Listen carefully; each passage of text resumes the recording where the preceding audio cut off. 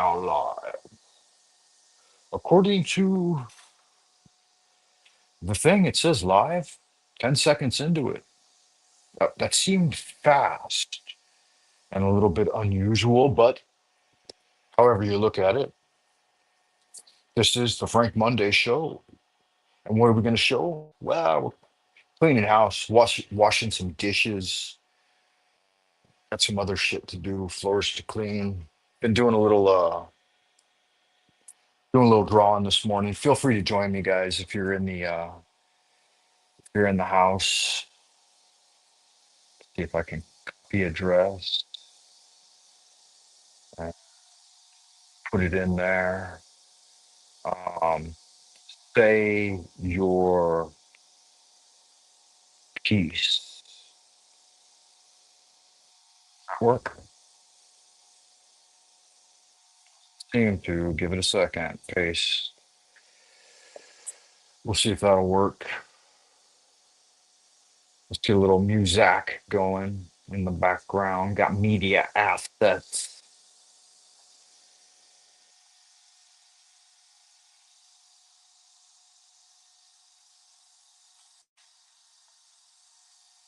Welcome back, Wayfarer, wherever you are, whoever you are, and whenever you may be receiving this transmission.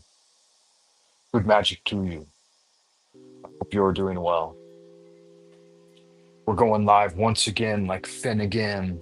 So if you've got a yin to expand your kin, then let's get zen. You and me, baby. Right, all right, all right. Right, all right, all right. Get ready to get busy. Put your hands in the air like you just don't care. Come on by and let's share. That didn't seem to clean it. Let me try again.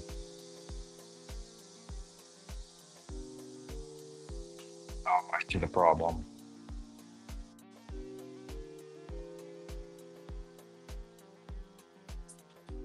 Yeah, now that's crispy clean, huh? Keep it squeaky clean, guys. In the ideas room with Wishy Washy dish soap. Wishy Washy is the best dish soap in the business. It's the sudsiest. It's the sparkliest. It keeps everything squeaky clean. Wash my balls with Wishy Washy. Comes with a complimentary Wishy Washy washcloth.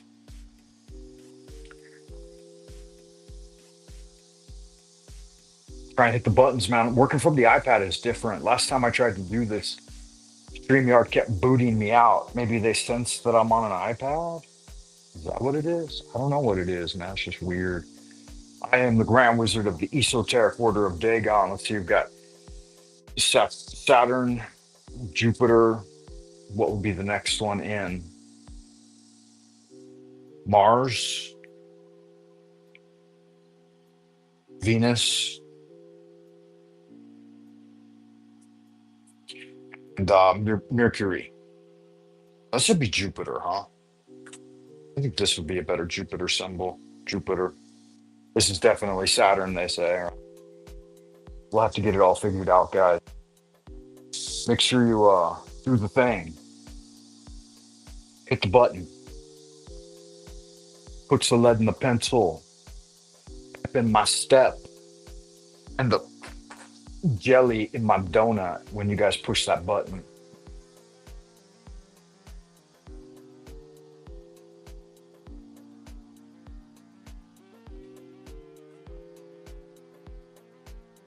Get that button pushed. Appreciate it. Start with a little bit of prayer.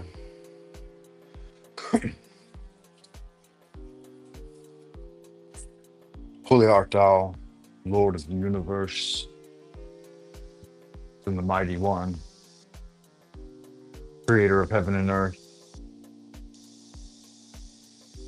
maker of all things visible and invisible, master of both the light and the darkness, he who was, is, and always shall be. We adore thee and we invoke thee.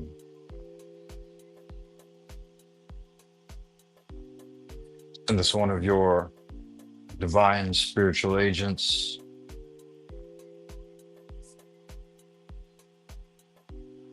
holy guardian angel, to protect and guide us through the innumerable snares of the earthly sphere, and a cleansing wind to disperse all negativity, endless human opinion. Teach us those secret things which we must know for the completion of the great work and the glory of thine ineffable name, Adonai. So it is commanded and confirmed.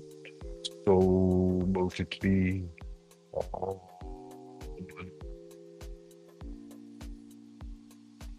Yeah, guys, I got the button. I got the button there. Let me see. Yeah. On stage it says, say your piece, join the show, join me for a little house cleaning. I know you guys like to clean house. Delete comment, put user in timeout, and ban user's comment. Huh. I can't pin it from here, huh? That's weird. Why?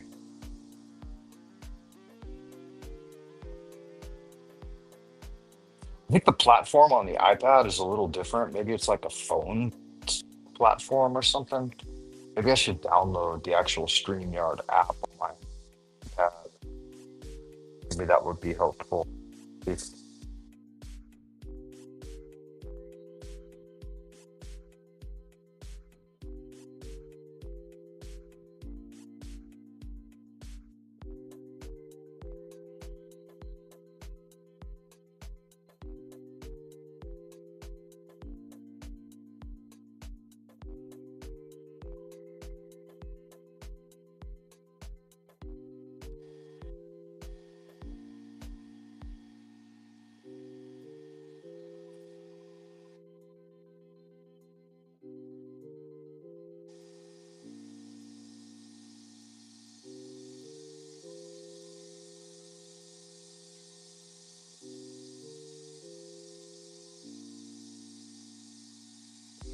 Yeah, that seems to have effectively disconnected me.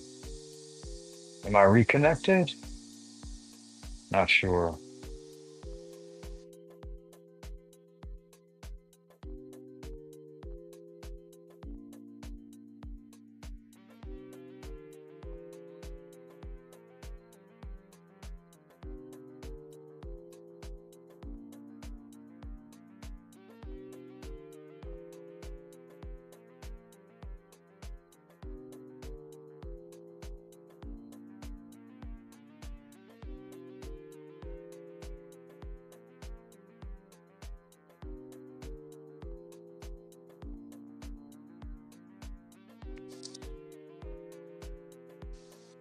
All right, all right, all right.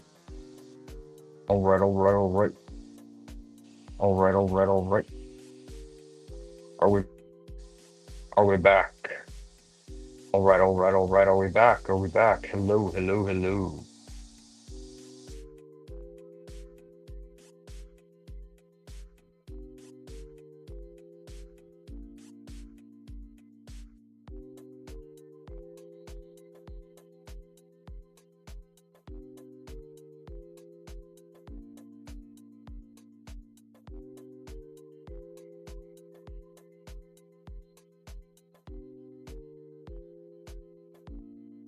All right, all right. Are we back?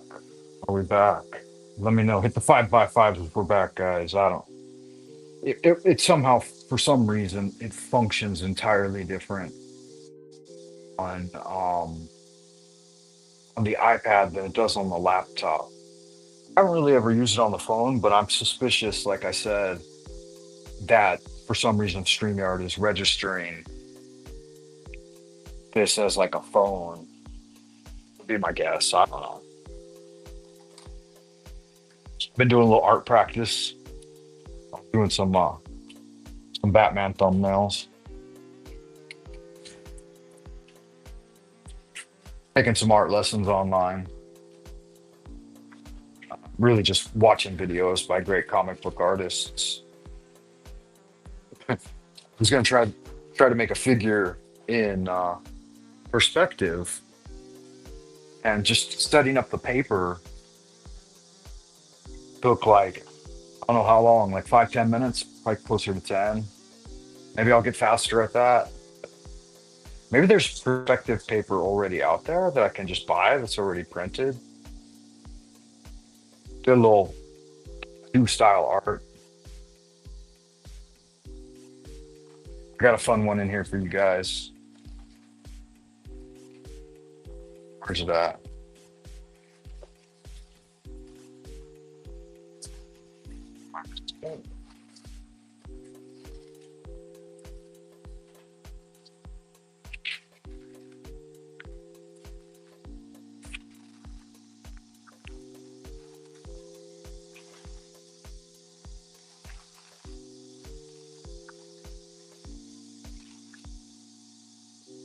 I'll debut this one later on the channel in a post because I'm sure the people will like it.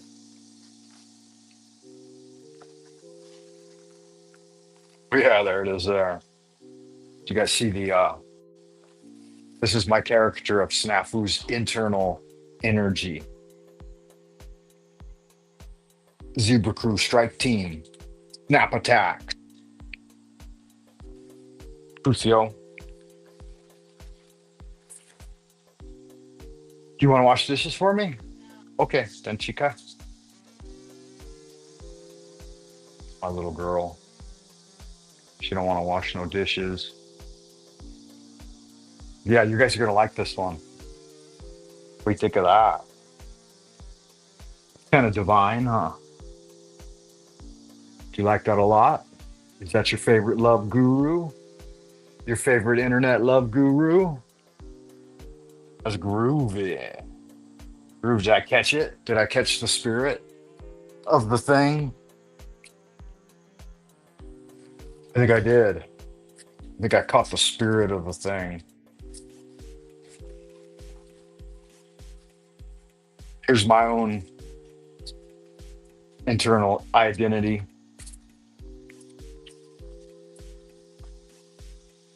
Remember, O neophyte, goodness alone is power. Here's Snafu taking notes, getting ready to nail motherfuckers on the optics. Yeah, so I've been trying a little bit of graphite, going with some pencil, trying to be confident in my lines, and then going over it with some fountain pen ink.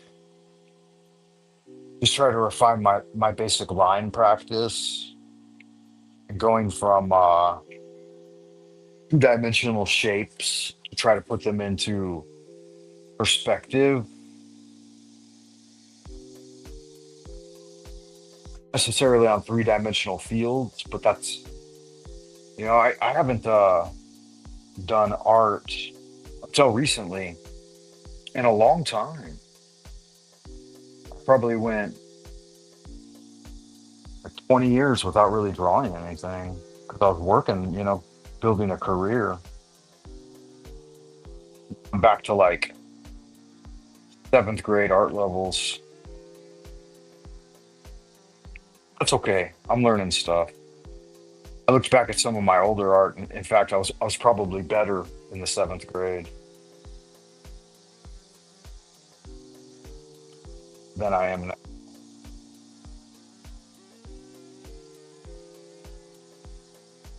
You know, it's a growing process. See how this snafu turns out with some ink on it.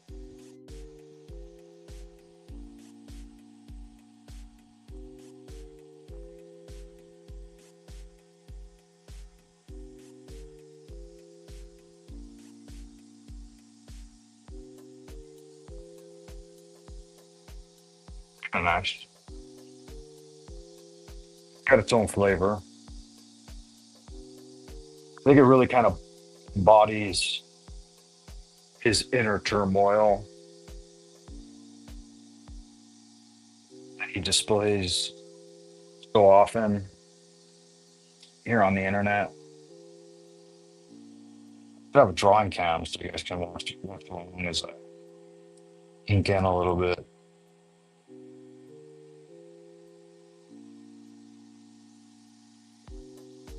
We've done a few illustrious characters here from the panel verse.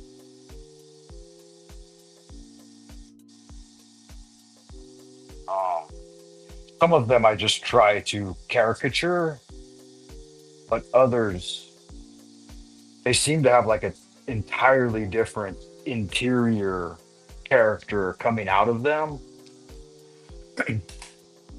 Like in this situation, right? So there's a little graphite with some ink on it. So, routine drills. As you may know, I'm on a sabbatical right now.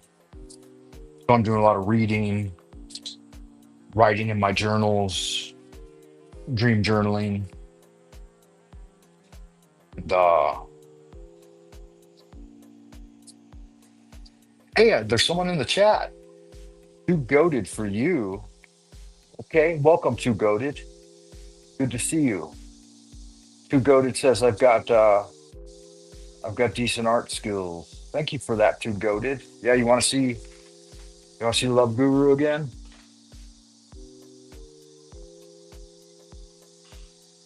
Kind of a fun one, huh? Snafu. Snap attack. Snafu's inner character right here. Got to give him credit for the inspiration on that one.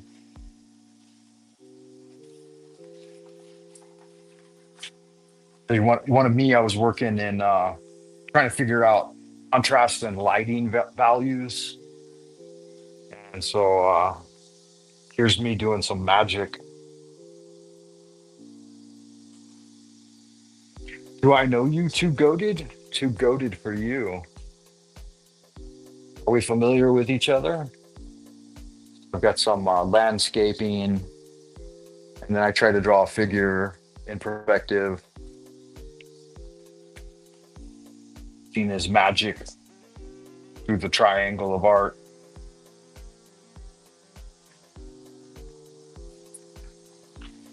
Here's one I drew for a friend of a friend and his inner character while I was talking to him online. This was the creature I saw coming out.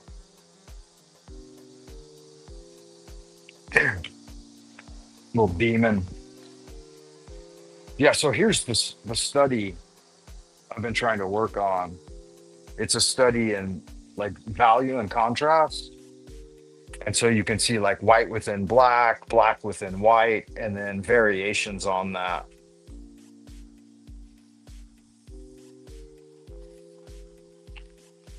I tried a little of that over here. Yeah, I'm trying to build up a basic repertoire of comic book comic book skills. And I'm working on paper with pencil and then pen and ink, and then on the Procreate on the iPad, and seeing if I can get those rudimentary practices transferable, like if I can do them on both. Lots of different people to study, like this style of thumbnail, like the line work. I think it's a lot of fun. Tried a couple of days of that.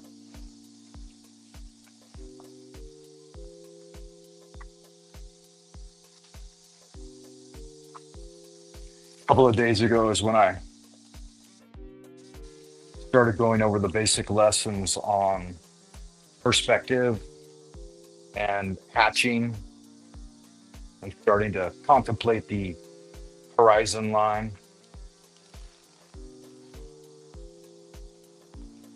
So that's it. All that's in there for now. Where'd I get to? Back. Oh, I did a very childish attempt at all the lessons I've learned in perspective and dynamic posture. I tried to do kind of like a Dungeons and Dragons theme. We've got a like a knight or paladin with an archer or ranger showing support, and then like a team of goblins coming out of the vanishing point. That was kind of fun. It amounted to shit. It's very childish and rudimentary, but part of the learning process, right? Just keep rolling with the punches. It's hot as a motherfucker in this kitchen, man. Better get over there and start washing those fucking dishes and getting all this work done. I find, maybe it's not true, it's a self limiting belief, I guess, but I find that I prefer cooking from a clean kitchen. When the kitchen is filthy, I don't feel like I want to cook. I just feel like I want to clean. And so it alternates between cooking and cleaning. And oftentimes I'll make the kitchen pristine and be ready to get involved in some cooking. And then someone else will destroy the environment with their activities and then leave it in a state of disarray. And so being a family man and raising a family, trying to do it, a lot of it, earning the income and then, holding down the career and then trying to do a lot of domestic activities too. It could be a challenge, man. It's a lot. When you spend 50, 60 hours a week at the office and then you come home and you're spending on average 2 to 3 hours a day, evenings and stuff, doing meals and domestic activities. When you hit Saturday, the Sabbath, you could see that's why you want to rest. And then Sunday, you just begin again like Finnegan. Make sure all your clothes are ready for the upcoming work week. And so Sunday really is a day of work as well. Welcome, Shaolin Kung Fu. Good to see you, man. I hope you're doing well. I don't know Too Goated for you. I don't know either. Neither one of your guys' names are super familiar to me. So if you would, let me know where we met and how you know the channel and stuff. You can come up and do it. You can hit the link. I posted the link at the start of the show. Or you can just put it in the chitter chatter box, right? Tell me a little something about how we met, maybe how you know this guy, Frank Monday.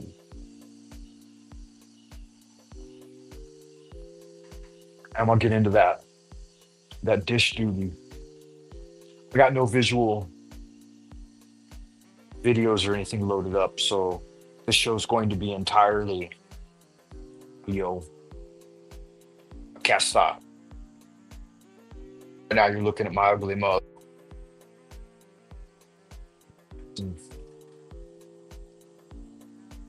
Here we are. Ooh, it says I can got a little money sign here, like I can donate.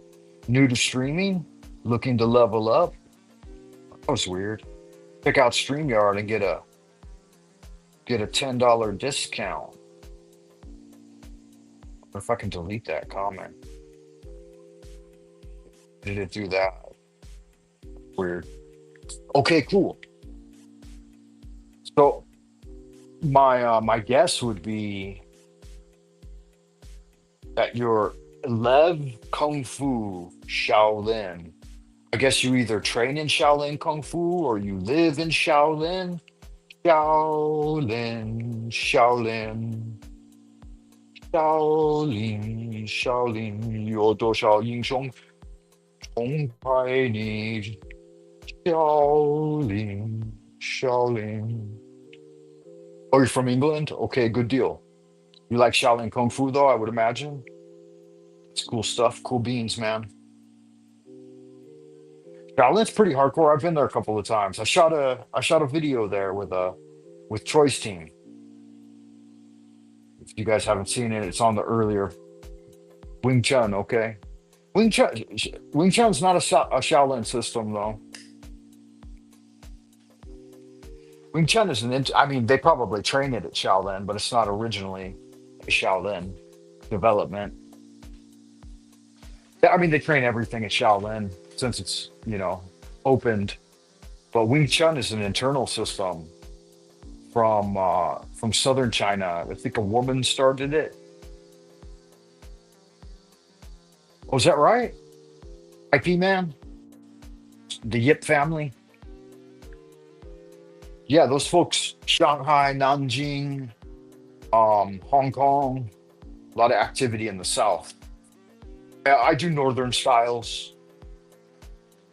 So yeah, but Wing Chun's an internal. I think we've talked once before, unless there's another,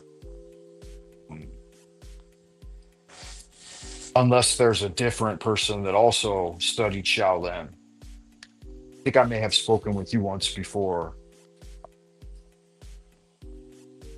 There's no real like name there in your title, right? I guess that's just your YouTube. Do you have a YouTube channel? Yeah, you were in my chat last week. Okay, cool. I appreciate that. There's a lot of similarities from Wing Chun and the styles I do in the internal mechanics of how they operate. I remember the first few times I saw some Wing Chun exercises, and I thought, man, that looks a lot like Xingyi. And I thought that they had kind of maybe ripped off some of the practices from Xingyi. But then I realized that just all internal systems used a lot of very similar training, um, like traditional conditioning philosophies and training techniques. You won't find them in the external systems, but the internal systems, quite a bit of crossover. And maybe that's just because everything's, kind of commingled as it's modernized.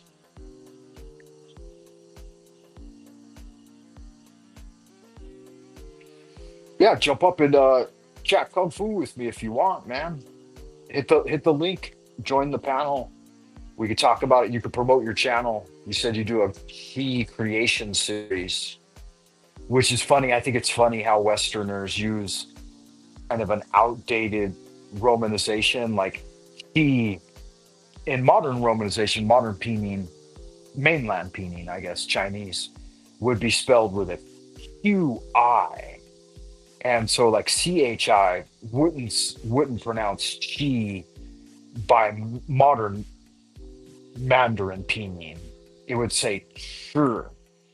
So when you say I do sure creations, that either means like food, like about eating, chur fan, or it could be like bai chu, like idiot creations, like a dummy. What other churs could you have? Like like not spun, but each chur, like a system, like a measurement. There's measurements. I mean, there's probably 100 different definitions. Now, yeah, T would be cha, CHA. So in reality, any English letters wouldn't actually mean anything in Chinese, right? But yeah, it would it's just English, it's not Chinese. The Chinese character would give you the meaning. Whereas the pinyin, the romanization, the way it's written for English speaking people to learn it, yeah, that's just basically meaningless. Three different types of chur, wei chur and qi. No, qi is one thing. I'm assuming that you don't speak Chinese, Shaolin. Maybe you've looked up some of the terminology. Yeah, there's Wei Qi and Yuan Qi and Bao Qi. So there's different types of Qi. I don't know of any churs, except for, like I said, eating and stuff. I'd have to get out my dictionary to be sure, though. But yeah, Wei means like defensive, and then Yuan is like original. So yeah, I'm not sure where you're getting your terminology. That would also distinguish if you're learning from Southerners. They use an entirely different system of like using the alphabet, English letters the words, to represent the same characters because they say them different. So there's pronunciation difference and intonation differences, but the characters are all the same, provided, you know, it's pointing to those traditional characters, which now are simplified in mainland China.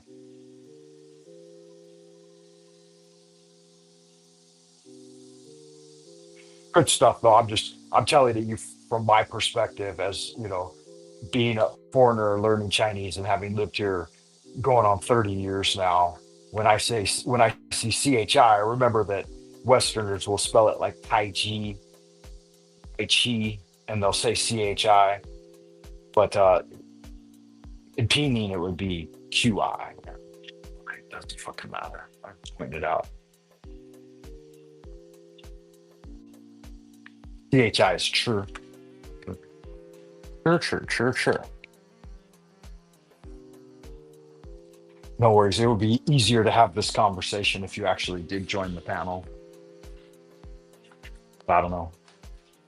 I'm gonna turn off my camera, guys. I'm gonna start knocking out these dishes. And, I'll glance over chat sometimes. I'm also gonna take off my robe because it is getting way too fucking hot in here. And I will. Ooh, good God in heaven, man. Motherfucking gotta be 90 degrees. Open that door to the living room too, so that some of this cool air could come out and get me.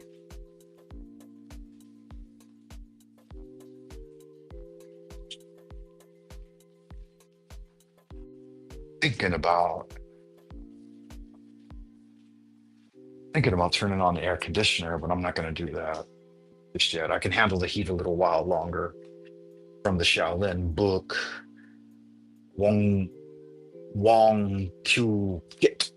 Okay, yeah, I'm not familiar with Wong Q Kit. Pretty cool though. Yeah, if he was genuinely from Shaolin though, it would seem to me that he would be under like the standard Chinese pinyin system of romanization, rather than. But maybe he was a southerner. Shaolin's not in the south. Shaolin's in the north. I think a lot of southerners train it as well. As well as foreigners. I've seen some foreigners there. I've been there a few times, but I wasn't interested in training there. I mean, it's just kind of set up like a wushu temple now, like a wushu training place. What am I gonna say? It's got some of the old buildings and stuff, I guess. Who knows how old they really are, though? I mean, old can they be when they're like, I think the wooden boat example, like you start with a wooden boat, and in 100 years, every piece of wood has been replaced. It's still the same wooden boat. And that's the idea. And, and anything really over here, it's all kind of been replaced over time. They'd say some of the temples, this one's 600, 800 years old or whatever. It's like, yeah, but is it really? I guess the ones that are stone, mostly made of stone. But a lot of their OG architecture isn't stone, it's wood. And they still had a lot of wood. Who knows? Things changed. I don't know how long Shaolin's been around. Doesn't seem like it's really that long.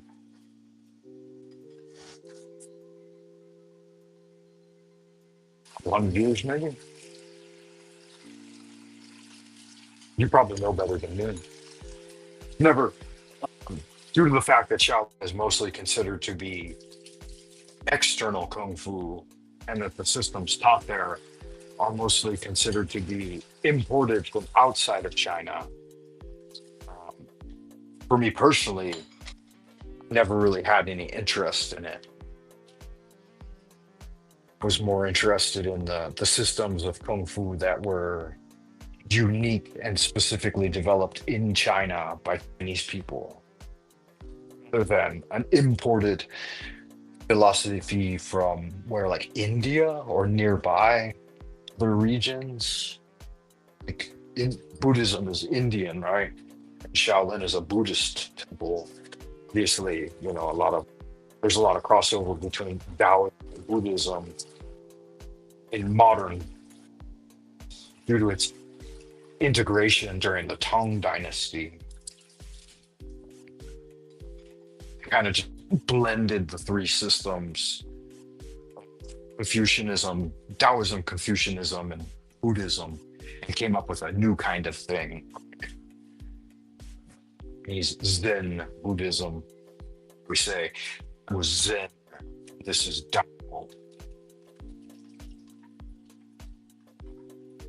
Zen's good stuff though. Japanese Zen, Chinese Zen, a little different. Definitely in practice. Never gotten along with Japanese practitioners because they think that they have a strict purity like hierarchy, and they don't like any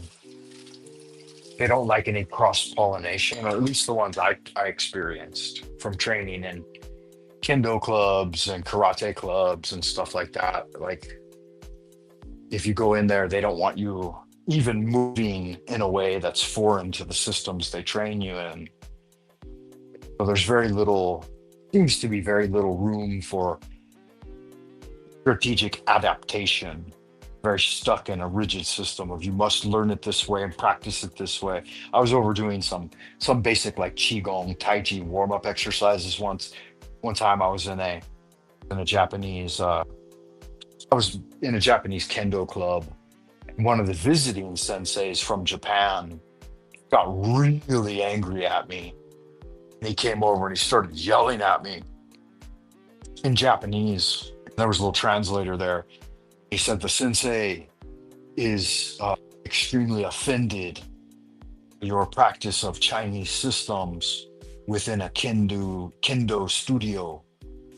He said he wants you to stop it now, or you'll be permanently banned from the kendo club. Like, what the fuck? I said, you don't have to ban me. I'll just,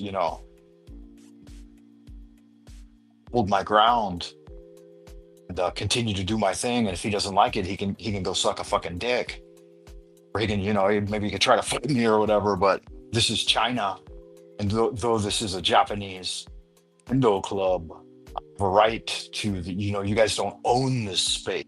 We were in the gymnasium of a hotel, and I'm like, you guys don't own this space. And they're like, yeah, but we're renting it. I'm like, well, there's badminton, going on right over here. There's some kids playing ping pong over there.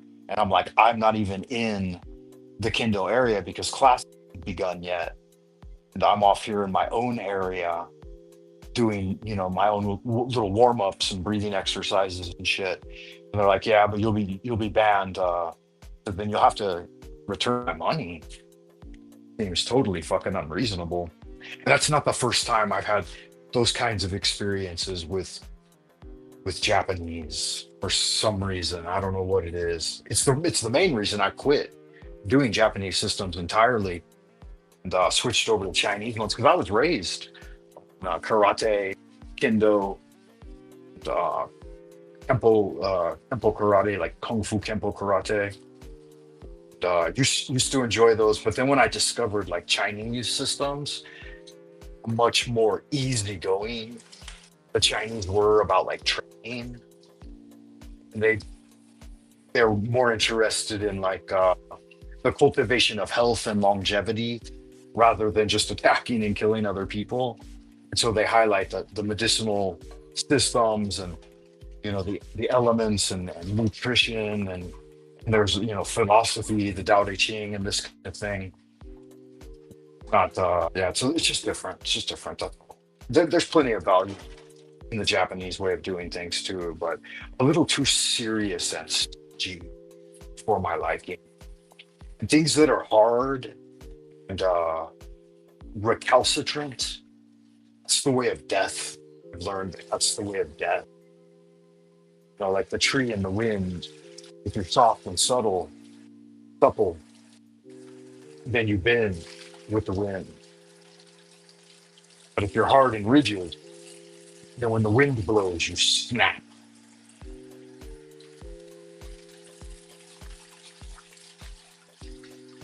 It's into that old Bruce Lee quoting the Tao Te Ching.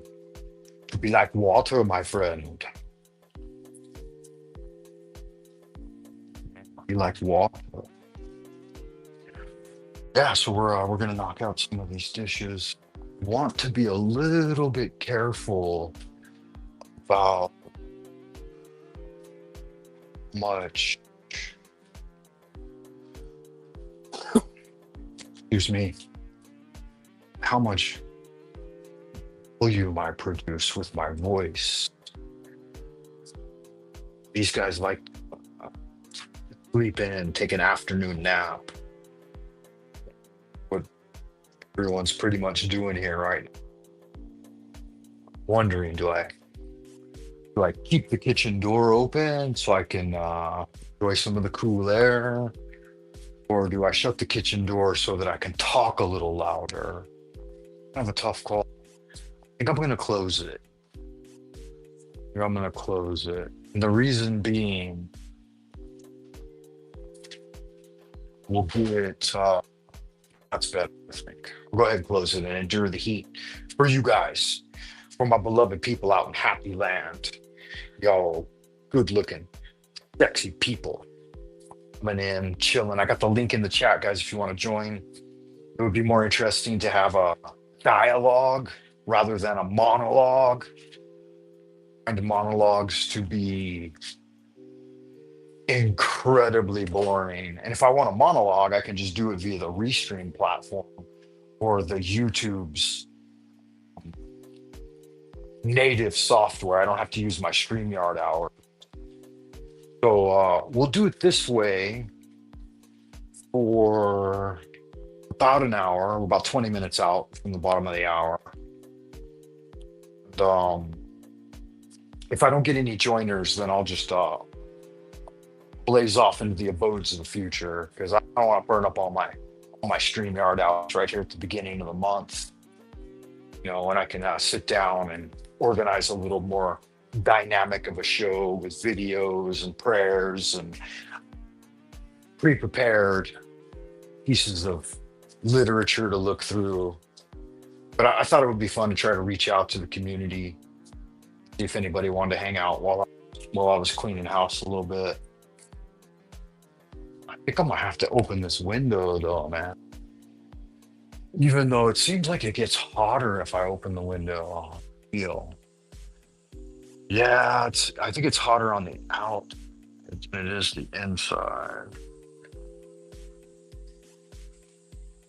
But I want to have myself a quick cigarette while I wash these dishes. Yeah, so how you guys doing out in Happy Land? If you're in England, I guess you guys are if anyone here is in the interior circle of the Earth plane, then you should be going through summer right now. So I guess the sun is closer to the interior of the frisbee, the disc, or whatever it is, earthly plane, playing that. And so that causes people on the outer rim, folks in down under, I guess, to go through winter, which seems queer to me, right? I don't know exactly how all that works because it seems like all the science is a bunch of bullshit. Seems the ball model doesn't explain it really either. The disc model doesn't really explain it very well. No, nobody really explains it really well. So it's a mystery. But if you're on what they call the northern hemisphere, nah. What could we call it? The concentric sphere? inner concentrosphere. If you're in the northern concentra concentrosphere, then you should be going through summer. And if you're in the outer concentrosphere, then you should be in a kind of winter or cooling season. Is that accurate? Seems accurate. Or by modern paradigms, if you're in the northern hemisphere, it's summer. If you're in the southern hemisphere, it's winter. Up is down, down is up, right?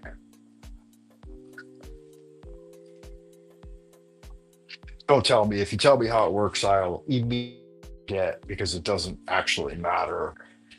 And it's never mattered and it never will matter. And trying to figure out who's telling the truth and who's lying is more than I'm getting paid for. It's above my pay grade. It doesn't seem like it's something I need to figure out anyway. I'm working on figuring out dreamland and the celestial realm and spiritual immortality, which seems a little more important to me because those ordinary Euclidean physics. Who did the physics? I guess Euclidean dimensions, Euclidean physics don't really apply to the realms that we perceive through cognitive functions. Inner realms. They don't apply to the inner realms or the multidimensional spaces. They become irrelevant there. Right? Like if you look out a window, if you're dreaming and you're in a lucid dream, you look out a window, you can immediately fly outside the window and into the star-filled sky. If you perceive matter, which is a hill or a mountain, you can immediately go underneath it and deep into its cavernous inner world. There's water. You can immediately commingle with the water. And you don't just see the river, you become the river, which I've experienced too, like translocation by locatory things with like insects. There was a time I went to my grandmother's funeral, maternal grandmother. Everyone was gathered, and we were talking about spiritual afterlife because somebody just died, just a couple of days, maybe 4 or 5 days before we had the funeral and put her in the ground. I guess she got embalmed and was laying in her casket because it was a classic casket burial. And I said, what do you guys think about spirit, and the ghosts and spiritual energy and that kind of thing? And some were naysaying, some said they believed in it. And well, let's try it, let's test. So there were dragonflies flying. And I said, if there is spirit and spirit can reach forth from the realm beyond, then why don't you make one of these dragonflies land on my finger? And I held up my finger. Within moments, a beautiful, I think most of this was my own internal dialogue. It's not something I was externalizing to other people. And immediately, within a few moments, a beautiful green and blue dragonfly landed on my finger, and I was staring into its eyes. It had these polychromatic, multifaceted eyes. And each one was like a mirror that I could see my own reflection in. And then suddenly, bam, I was inside and I could see the world through, what is that called? Like a kaleidoscope of lights with a central focus. And then I was up in the air looking down at myself and over the thing and flying around the graveyard, the cemetery, and then flew back, landed back on my extended finger, all within a few brief moments.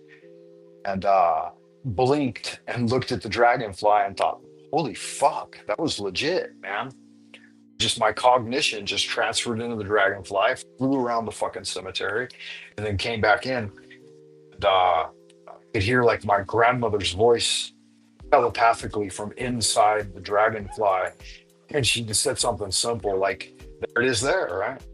And that wasn't what she said. Similar. I was like, so spirit's real. The dragonfly kind of nodded, tilted its head at me, and then flew off. And I was like, yeah, legit. She didn't come back to visit me a lot after that. She lived to be pretty old, though, like 87 or something. So fairly old, by human standards.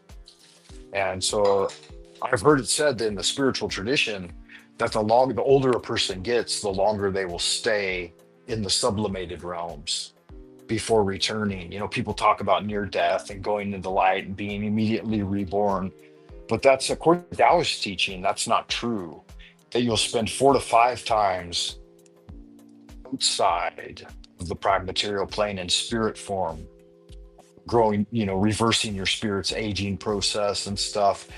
Like imagine you enter into it as an older spirit, like, and you still carry some of that dross material with you, provided you're not a magician. If you're a magician, you burn off most of that, if not all of that dross material before you to that realm. But yeah, for ordinary people, so the typical equation is if you live to near 100, you'll spend 4 to 500 years away from the earth plane before returning. And make, if you want, I guess you don't have to, but reincarnating or being pulled back into the vortex and reincarnating into your genetic line. So I, I take more serious the teachings of Taoist mystics than I do with what you'll find in religious jargon, like books like the Bible, or the Quran, or even the Torah, or the Sefer Yetzirah, Sefer Sephirah, and Sefer Yetzirah. And any of those are just record keepings of individuals throughout, with a lot of historical context and ethno context, ethnocultural context that doesn't really apply to me. Whereas, like most of what I've learned through the Taoist systems can be tested. They're time tested and honored because they're based on experiential phenomena that people can encounter through practice. So I believe in spiritual science, not just superstition and wishy-washy horse shit about the end of days and stuff. So a little bit of a different perspective. Through systems of kung fu and magic, we can build up spiritualized bodies, the crystal body, the rainbow body, and other bodies that are not as closely tied to the material sphere. Human body is. But the human body is a part of the foundation, right? Love lieth at the foundation. So it's the love of your mother and father that gave you the foundation to appear in this biological experience. I chive, or I grind against the gears of certain terminology that a lot of folks in the spiritual community use. Hey, we do have a visitor. Lev Kung Fu is here. Let's give this a go. See if it works. It says, Kung Fu, how are you, man? Hello, how you doing? Can, Doing well. How are you? Can you hear me? Yeah, everything's fine. All right. Can see you do like Good magic. Yeah. So you said, go ahead. You said you're from England, right? that's right, yeah. All right, cool. Have we spoken live before? No, I don't think so. I've seen you on a few live streams. I think that's how I found out about your channel. Um, so I've seen you in chat or something like that, and then subscribe. Okay, cool. So do we frequent some of the same circles? Like you go on some of the panel, or you've been to some of the panels? Yeah, I joined panels in 2018. The first time I joined a panel. Oh yeah, wow, that's quite a while. Yeah. Yeah. So That was Sun and Moon. what's Who going you know on? that one? You know Which one? the one called Sun and Moon. Family United uh, uh, and then to put abbreviated to Sampu. You know what I mean? So it's like Sampu is Sun and Moon, Family United or whatever it is. So like that what name it channel. It was quite a popular channel. It used to get like about 5,000 views back then. Like before all algorithms were messing up and all that kind of stuff. Like Okay. flat Earth. You know what I mean and stuff like. So it's like everybody's all from the flat Earth community and that. But like I said, back in 2018, Oh, okay. that was a nightly show as well and Oh stuff wow. like. So Yeah. since then it's So been maybe like. maybe we cross paths on Ironworks. Do you know Ironworks 94,000? Yeah, I know Ironworks, yeah. I've been in there a And couple of times. Um, that's I mean, I've been subbed on okay. for Yeah. years, but Yeah. Yeah. I used to chat on Ironworks a little bit. I haven't had much time to do any of that though, and I kind of started chatting on some other panels. Like I don't know if you heard of Chats with Jack Talcott. what I happened? chat on his a little Jack bit. Talcott. I know Jack Talcott's name, yeah. Yeah. Okay. So Trexie, yeah, she's a friend of Jack's as well. Hi Frank, just getting ready to go out and meet a friend. Saw you were live and wanted to say hey. Hey there, Trexie. Good to see you. Appreciate you stopping by. Yeah. Yeah. So you said you like Wing Chun and is your Wing Chun Shifu or Sifu, right? I guess you guys would call him Sifu if you're more inclined toward the southern dialect. Did he Yeah. train at Shaolin? Is that why you have the Shaolin mention? I was curious about that. I was into Shaolin before I found Wing Chun, but so like beforehand, I used to be like practicing any martial art, you know what I mean? So like when I were 18 and stuff, we were a martial art class. Uh, and it was quite a large building, so it hosted like loads of different classes. So you had like, your Okay. uh, Lido teacher, judo teacher, etc., ninjutsu, and there were loads of different ones. And sometimes it change like 6 months later, there'd be a different one or whatever.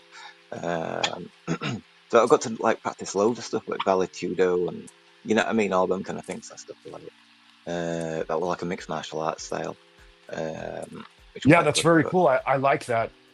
I like that type of environment. Like I was talking about before you joined, that one of the things that kind of threw me off of some schools is that they didn't have a tendency, especially when I was young, they wouldn't allow for any like crossbreeding of their systems, and they really discourage that. But nowadays, yeah, it's much more open with like the popularity of MMA and UFC and stuff like that. People know that it's better to cross train and learn from other systems for sure. So yeah, yeah, I can jive with that. You said when you were 18. May I ask how old you are now? Just out of at curiosity. 46, You don't have to tell me if you don't want. 46? 46. Yeah, Okay. Yeah, we're similar in age then. I'm 50. I'll be 54 this year. So just a little older than you. Not much. um, it's good, isn't it? It's like you know what I mean. You get to spend all that time like training and exploring that lots of different things and stuff. Like, um, so like you say, in terms of like mixing things and stuff, like the guy that owned the place, he did the Saturday class, and that was like a competition one in teaching MMA and all that kind of stuff. Like, so people from all different classes used to go to that one. So you'd have like black belts from all different classes, kind of like wanting to mix it all up and all that kind of thing. Like, um, so, yeah, so you hear a lot of Wing Chun terms in like that MMA aspect of things, like even like Bruce Lee and that kind of thing, like take away what's not useful and all that kind of stuff. Um, and that's what it's like basically the premise of what MMA is, in a lot of ways. So Yeah, I see absolutely. like if Wing Chun didn't exist, like Bruce Lee wouldn't have existed, and then like MMA wouldn't have existed. Kinda. I mean, it probably would do because like people would be wanting to mix it and expand it and all that kind of stuff. As like like the world's communication has become easier, hasn't it? Especially with internet and all that kind of stuff. It definitely would have been mixed by now. Yeah, yeah, fair enough. And Bruce Lee's one of the pioneers in kind of breaking the taboo of teaching martial arts, like kung fu and stuff, like Chinese styles, to foreigners because they were very against that at the time, right? It was considered like taboo, right? You couldn't do it. I think, yeah, So that's a cool part of his story. Bruce Lee was like half Korean, so like the students at the Wing Chun class didn't like that, so they separated him. Oh, he was also kind of like better than them all, so they didn't like that yet as well. You know what I mean, and stuff like that. So I think there were a bit of both of like jealousy and racism. You know what I mean? But I mean that's like Yeah, and part of like he was Chinese culture American at too. the He time. was Yeah, he was born in San Francisco, and I think one of his parents was a white gal, right? So, or no, his wife was white. I'm sorry, but yeah, his parents were mixed heritage. But yeah, he was born in San Francisco, then grew up in Hong Kong. But I guess his family origins in China are actually root from Nanjing. There's like a Korean in China, yeah. ancestral home. Yeah, there's an ancestral home in Nanjing, China that it's attributed to his father at least. And maybe his teacher, the original Yip guy or what his name is. For some reason, people call him IP, P Man. They made the big movie about him. Yeah, it's originally Yip, but he signed his English passport as IP, just as a simplicity, so people didn't come confused and pronounce it as Yip, as I do. I kind of think it's more like a silent Okay. Y, maybe something like that. Yeah, Like Yip Man. makes sense. You know Yeah. what I mean? You can still hear it a little bit, but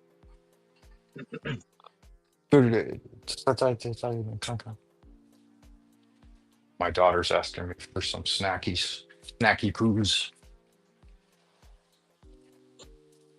不对，我放在这儿，可能你弟弟给吃了。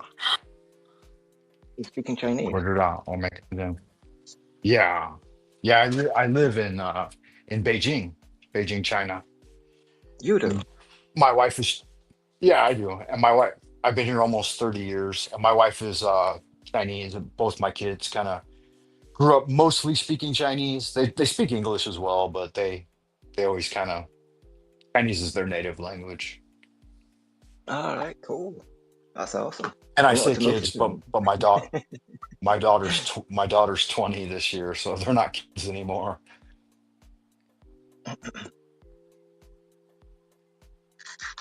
My son will be 18. You got children of your own or no? no. Okay, wow. Wow. Kind of a big deal. Sorry? So that's kind of a big deal. You're like, I guess, a almost one generation younger than me, I would think. I was born in 72, so you would have been born in 80 or 81, I believe. Is that 80. correct? Yeah, 80. 80. Oh, 80. So is that the year of the monkey or the year of the cock? Oh, hang on, I'm 45. I'm 46 in about 3 months. Okay. No, you're in your 46th year, right? You'll be going into your 47th. I think we talked about this once before, that the 47th is kind of it's like known as a broken year in the Chinese systems of astrology. And so All they say to right. be very, very careful at this time in your life. Many great people died 46, 47 years old. So be careful. You're at one of the cracks in reality, which means that you'll probably encounter some like paranormal phenomena and see some like you'll see death's door open. Just don't step through. Not if you want to stay, right? Yeah, You want yeah. to stick around. Be wary of that. You laugh, but has something already happened or Yeah, I had a brain injury in 2006. So that kind of like nearly killed me. I was poisoned, so it like ethylene glycol poisoning, and it kind of like knocked off out of all my organs, not just my brain. Like, but, so from that oh point, wow. I had amnesia. And in terms of like with amnesia, it's like like your time clock. In terms of like when you were young, it used to take ages for like 10 minutes to pass. You know what I mean? And now, 10 minutes Okay. is gone in seconds.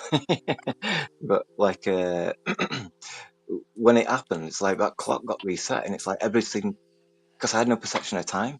You know what I mean? So it's like everything just got reset in that kind of way and stuff like. I had to like relearn how to speak, relearn how to like even digest information, because like if you're talking to me, it's like, like when you're that drunk, you can't even hold your eyes straight. You know what I mean? It's like, I'm trying to like follow what people are saying and stuff like that kind of thing, like, and it's like really, really difficult and Mm, stuff. Like relearn how to read and everything, speak, etc. wow. Yeah, So I spent a that's kind lot of of a them big deal. years. That was a while. That was a while ago, though. That was you said 20 years ago, right? Yeah, yeah, yeah. You Um, said 2006, if I remember correctly. yes, it's like in a few months it'll have happened for like 20 years exactly. I can't remember Okay, exactly wow. when it was, but like around my birthday, Christmas, I can't remember but what happened on my birthday or Christmas of that year at all. You know what I mean, and stuff like. So it's a bit of a blur of which month it particularly was. You know what I mean, and stuff like. Um, but yeah, I mean, Did like you say it was due to to alcohol poisoning? ethylene glycol, antifreeze, What is that? What is that? Oh, did antifreeze. someone poison you? Or did you Yeah, drink yeah. it It, accidentally or? it, it tastes sweet. Somebody poisoned me. It were a friend who Mm. wasn't really a friend. Yeah, I mean, it's some Yeah, with dirty friends like secrets he didn't want that, they getting say, out and all right? that kind of stuff. So he wanted to like make sure that Uh, his secrets weren't exposed, all that kind of stuff. So yeah, that's huge. Where I come from, they often some folks will set that out to kill dogs, to kill like stray dogs. mm, yeah. Oh, when Like I've put found it, they'll mix it, it they'll online mix and stuff, like you get dogs will will it. will drink like a snow globe. It'll fall off a table and break, and dog will find it. It tastes very sweet. You know what I mean? So that's the dog will Okay, lap it it's up. in a snow globe as well, huh? To keep it like Yeah, yeah. that's interesting. I didn't know that. What about a lava lamp? I don't think that has it. Maybe might have some in there. Maybe I don't know. Yeah, antifreeze. Yeah, that's deadly stuff, man. That's heard of that as like people using it as an assassination attempt. It's wicked evil, man. Yeah, yeah. I had like them, like raccoon eyes. Like the two black eyes, like for about maybe 4 or 5 years. You know what I mean? It Oh slowly wow. faded away and stuff like that kind of thing. Like, but even after 5 years, people were still pointing it out, saying, "Look, like you got black eyes." It's like, it must be because I'm tired all the time. You know what I mean? Because I didn't know what was wrong. You know what I mean? It took me 10 years to like get my memory back and figure out who'd done it and or the fact that it had happened and all that kind of stuff. Because it's like, I woke up one day and I couldn't really walk properly and etc. Think properly, all that kind of stuff. Like I didn't know what was going on. Um, yeah, it was really difficult. But with kung fu and all that kind of stuff, it was like 3 years into it that I found Wing Chun. I was already a Lao Gar student, and amongst all other classes I've done previously and stuff like. So you know what I mean. I kind of had that aspect of things. Um, so eventually, you know what I mean. I started building and developing myself and stuff like that. Eventually, I'm doing like butterfly kicks and stuff like that kind of thing, which I'd learned off YouTube. But you know what I mean, in terms of like in my own space and doing it rather than not doing it. I mean, one thing was like lack of a teacher and finding a teacher because I was like pretty much incapable in many respects anyway. Um, but no, it was like a success story in it. You know what I mean, in that kind of recovery and stuff like. I didn't give her medical attention. I'm still trying, like after 20 years, but it's not really working. Um, Yeah, that is a bit of a story. Like, and thank you for sharing. That's that's a big deal in life. How do you found that that martial arts has helped you like, maybe improve in ways that other more like prosaic things might not have helped? Like, your but so your martial arts journey began even before you had that, right? Before that event. yeah, yeah, yeah, yeah. I was like nearly 26 when I had my brain injury. You're So like 2006, but I think it might have been 25 at the time, but it depends. I'm nearly 26 if it weren't. Um, oh, when I know. Oh yeah, yeah. Like kung fu, it teaches you about your chakras, all that kind of stuff. You know what I mean? Like you've mentioned earlier about like Japanese style compared to kung fu and stuff. I put martial arts in like 3 different categories. You've got like sport arts, like boxing and all of them with rules and stuff kind of thing. Like judo's become a sport art in that kind of way. Um, and then you've got war arts, martial arts which are designed for war and killing, and that's all it is.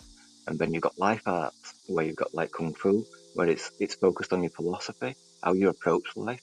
You know what I mean? How you actually think about your health and your longevity and etc. and such.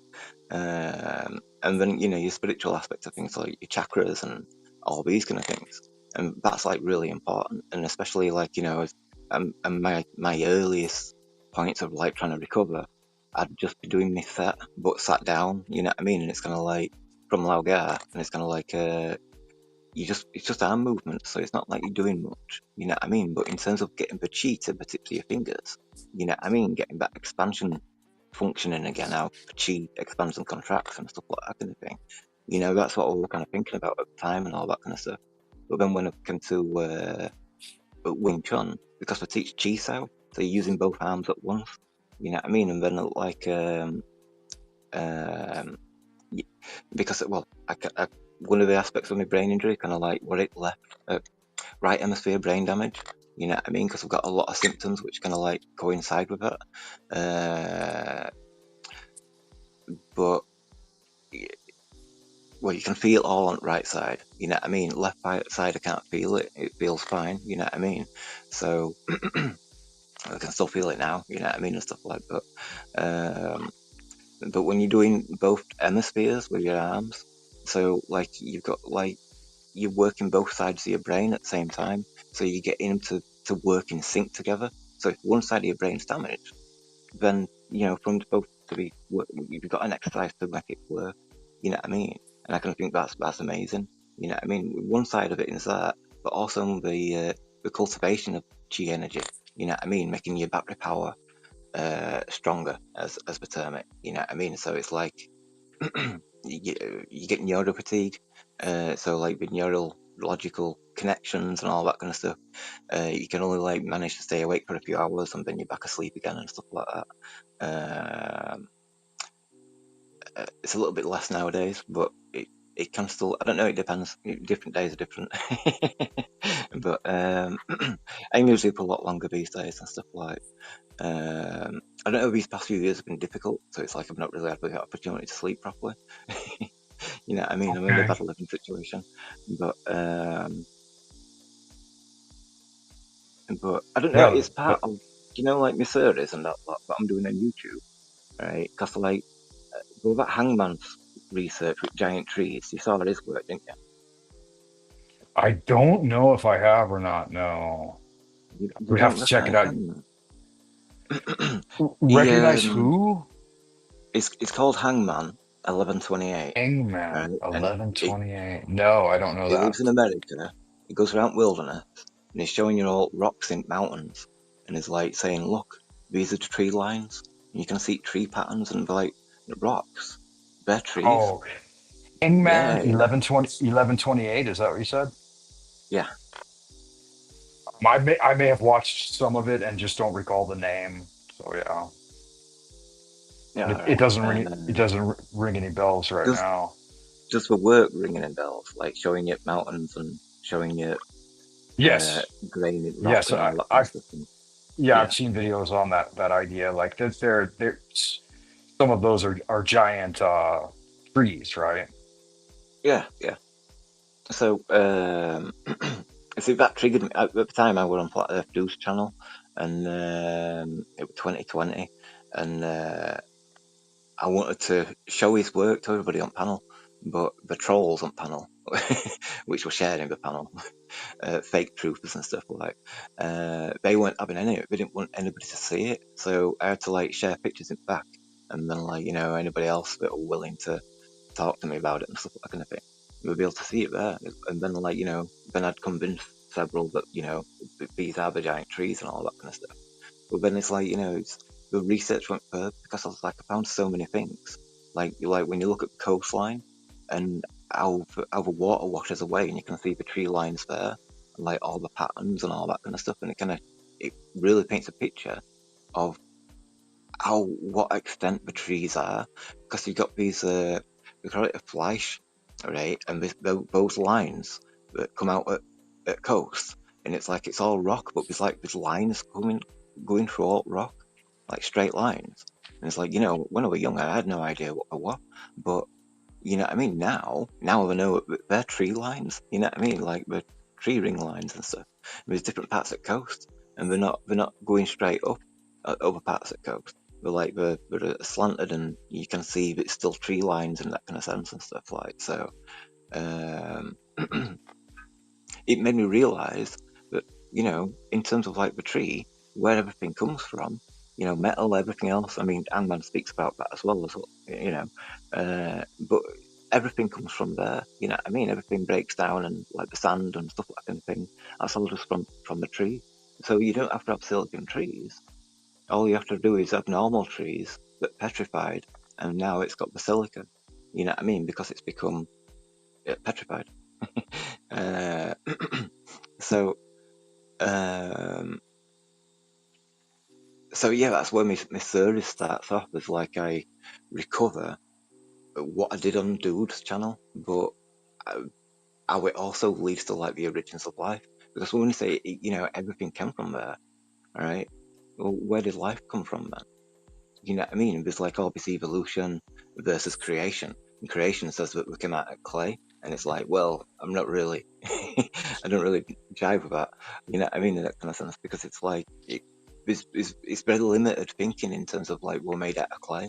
You know what I mean? It's like Yeah. we're made like plasticine models or whatever. In a way. But what my theory shows is that we come out of the flowers, like the giant tree's flowers. They were like, they created sacks like sleeping bags, and then people came out of them like fully grown, or at least maybe I don't know, maybe it depends, because like we need to think about like the umbilical cord. It might not have had an umbilical cord because you might have been fed through mouth, like through stem at flower. You know what I mean? Like in Well, the same way that a butterfly does. that's interesting. You have that theory. Have you ever heard me tell the story of my premonition about my daughter's birth? No. Oh, okay. Yeah, maybe I'll convey it sometime. But yeah, I'm under that same impression that we are spiritually born from, I guess you could call them flowers. That's one earthly way to describe it.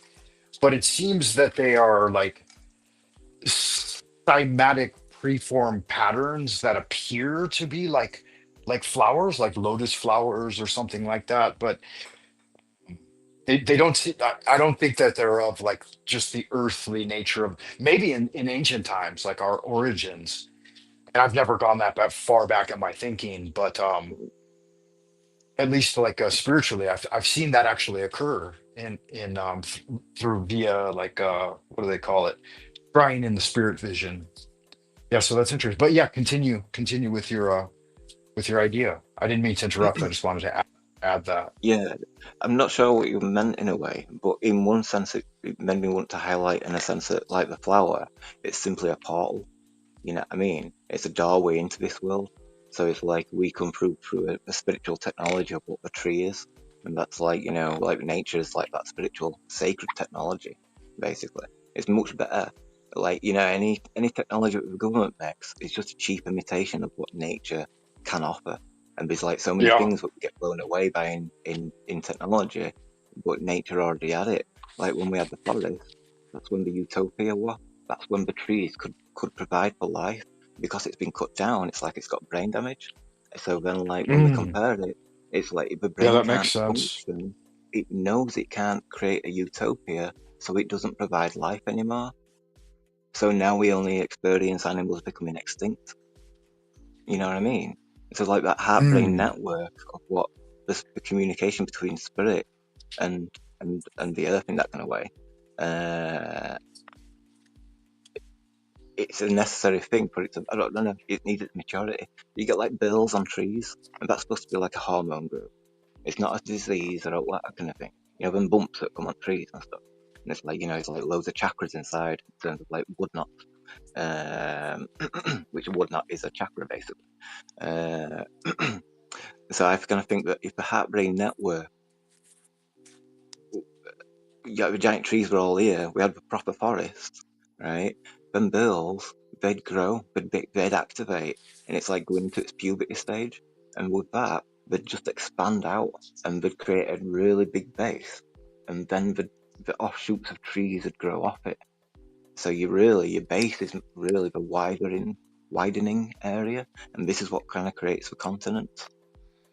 Yeah, I got a question for you. Have you ever been around like old growth trees, like truly, like I guess we don't have really any ancient trees anymore, but some of the old trees that are 4, 5, 6, 700 years old. Have you been around some of those before?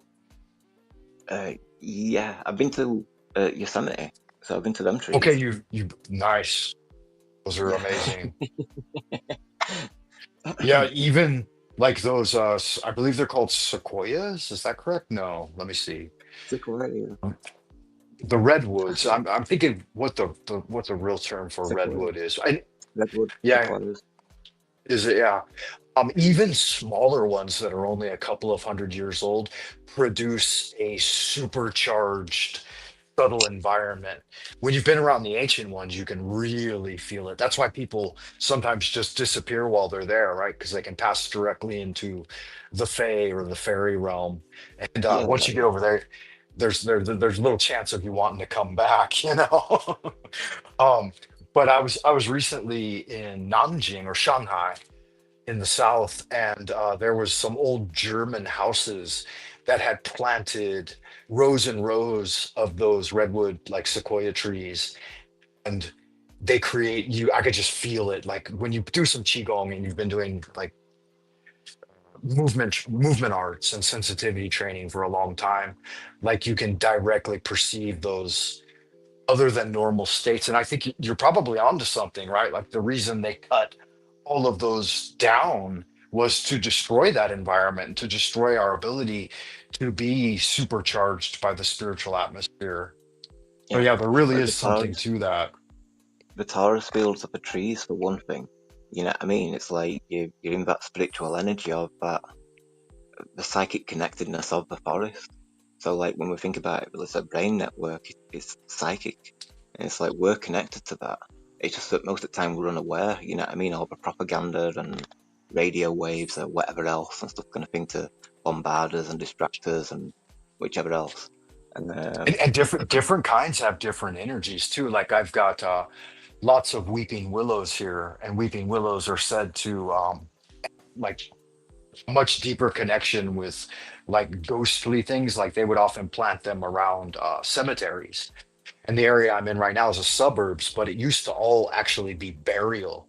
Like this was where the Ming tombs were, and so there's like over 1,000 years of burials right in this area. And yeah, the ghosts for some reason they like to hang out with the weeping willows. So that's kind of a strange thing. my series, like the first series is like it's like an introduction series, because it's like I do all this giant tree stuff, and then it's like about part 11, something like that, but I do the Origins of Life stuff, and there's like Yeah, loads of standalone episodes. what is your channel name? Love Kung Fu Shaolin, without the dashes. Um, so Okay, I so does it matter about capital letters or no, or uh, uh, maybe probably because I'm not, probably huh? shadow banned. I get Okay. all shills are stealing me work and hiding me. Like I used to be like a common. I used to be on every day, you know what I mean, on panels and that lot, and now I've been pushed out whilst they're stealing me work all the time. Um, Wow. I typed it here in the chat. Does this look correct? Of Kung Fu Shaolin? it's spelt right. Okay. If you Cool. if you do a Yeah, YouTube search and it I'll don't check it find out it, for sure. put a space in between, and then add the capital letters, just two Okay. capital letters, L and S. Um, Yeah, I'll check it out for sure. You still have like all of your original works up and stuff, and yeah, I've got two playlists. I've got one for full series and then one for dark side at series. Like there's a few more series like of Regions of Life and that lot, and then like I think series 5 is Chi Creation, and then once I've started that one, that's like well, it's like the chakra. So it's like I got so far, and then like the series split into another series. So it's like the Regions of Life Chi Creation, and then second series is called Chi Creation Love and Light, and then the series splits again because the chakra does, and then like it becomes Windows to Spirit, and then that's like the seventh series, and then after the window we've got the middle series, so it's the center of the chakra. So once that's where I am now in the middle of chapter, but there's loads of series and standalone episodes to fill out the middle series. So in that middle series, outside of the creation, we've got the spiritual war. So because this is close to Spirit's heart in terms of like you got an opposition, somebody that wants to fight against Spirit in that kind of sense and stuff like. oh, So absolutely. I've do Seems a to be like vampire most of series. what's it seems to be like most of what's going on in these online spaces. Not only did they like this in Chinese Tao, they call them the dark celestials. But not only did they destroy our natural environment so that we were separated from spirit and chi, but they continue to work through the electronic sphere to, like saying, psychotic vampirism, right? To devitalize and suck everyone's life force. It's a wicked thing, man. We're up Yeah. against a pretty stout fight. So it points towards Christianity being the source of it. So Oh like yeah, when you got like really? I don't Jesus, doubt that. I don't Jesus doubt that at says all. that if you drink his blood, you'll have eternal life. Right, That that's means right. if you have eternal life, you're not going to die, which is Well, a bit scary yeah. because then you're stuck in a situation where reincarnation is no longer possible. If reincarnation is Okay. no longer possible, that means you haven't got a spiritual card. So Jesus cuts the spiritual card. That's what he does when you give your heart to him. And, like demons that Interesting. drink blood and want your heart. You know what I mean? And this promise to give everlasting life to your mortal flesh, to make that Yeah, yeah. immortal. You know what I mean? And then in end times, right, Jesus is the one which releases all the fallen angels. And then Is that right? Is that right? and then Yeah, you seem to know. You seem you there's know all what's it a bit called? a bit. You know more about Um, scripture than I do. I was kind of raised in it, but I was never really like pro Bible. And then now that I've kind of fallen out with it, like I'm not really the Bible either. Like it's one other book of collection of stories, and it hasn't really fit in with my own personal path. But yeah, it's interesting. Tell me a little more because you're yeah, quoting yeah. things and saying things that I have no real reference for because I don't Myself, know that much about it. I've not really invested much into it. I've tried every ascended master as like, as an ascended master. You know what I mean? And it's like, so, there's all of them. You know what I mean? I can't really say that one would be or not be, for any reason. And then until Christmas, I wanted to read an horror novel. You know what I mean? I've never read an horror novel, and I was kind of like looking through and stuff like that on eBay and that kind of thing. Like, and I found it somewhat classical, something more like authentic or original in a way and stuff like that kind of thing. You don't know, like older writers might be better in that kind of way as well. Um, and Yeah, the idea yeah. of like vampires came across. I felt like the psychological aspect of things and like interview with vampire was really good and all that kind of stuff. Like, and then next thing you know, it's all this blood drinking and all that kind of thing, and it's like it just made me think of Jesus, and it's like, well, hang on, let's look at this. Like, just then, like, just Google image Jesus and blood, and like, there's all these memes like the blood is the most important thing, and treat it as precious. It only takes one drop and to give you everlasting life. All these things, and then when you compare it to the elite, like the blood drinking elite, all that kind of thing, and how it connects with that. So when you got all this government propaganda, especially when they're using military and stuff like that, and when they Yeah, make some the sort two of prime political change, and it's like through war, and then that's like, and oh the no, this is proven biblical times. and You know what I mean? But it's like, the primary colors they use and everything pretty much are red and blue is blood before oxidized, and then red is blood after oxidation, right? So yeah, it's yeah. very telling. Well, Jesus has it as like he has the blue and the red that comes out of his heart, right? And then that's like that's supposed to be one for blood, and one the blues for the righteousness. But I'm seeing this as that like, because when you get people read from Bible and like they start reading from it, it's like by the holy strength and might of the, and they start getting angry. They start getting this empowered voice that comes through them, and it's like it's almost like that righteousness that gives somebody the permission to kill, even though they never really got the permission. But when you compare it, when we look at all these secret societies and stuff like KKK, which go round with the cross, all that kind of thing, a burning cross, which also like Jesus has the burning cross in his heart. You know what I mean? And that cross is also a sword. So the cross is a symbol of death, and that's what they intend to do. They intend to destroy this world. Like when Yeah, and Jesus resurrects, they worship it, they worship the cross. yeah, yeah, it's really well. That's like I said, that's the cross is a sword. You know what I mean? They want to destroy Earth and everybody here. Uh, there's loads of stuff in it. It's done quite well, isn't it? It's like the first one's like an introduction one, and then the second one covers like a end times video from like a Christian perspective and all that kind of stuff, and it's like telling you what's going to happen and stuff, as if these are good things. You know what I mean? And it's like uh, it, it's also a thing like not all will be saved, so you can give yourself to Jesus and then still not be saved at the end of it.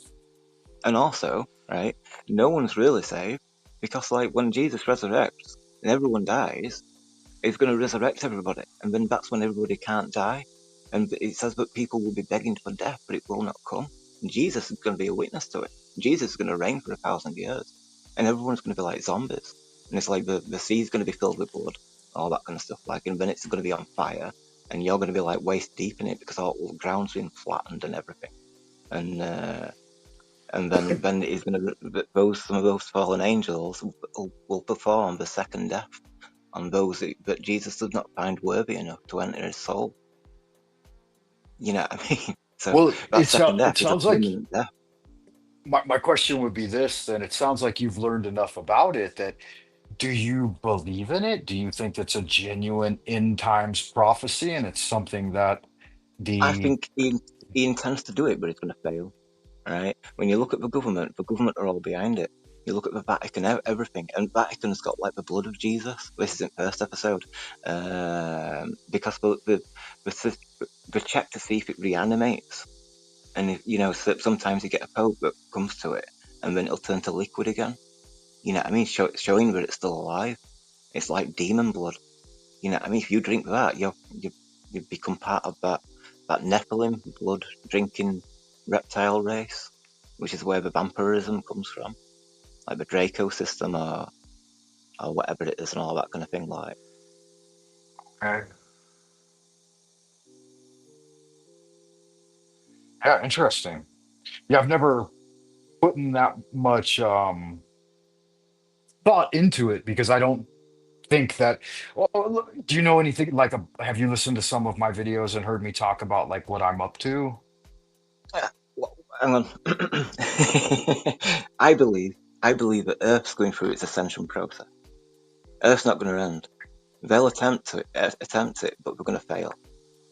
And that's what the government's going to try and do and all that kind of stuff. That's their new world order, their beast system and all this kind of thing.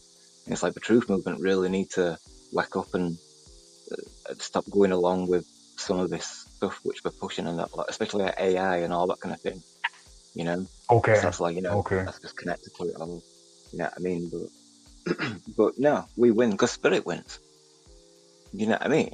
And it's like, well, as long as you don't cut your silver card, You know what I mean?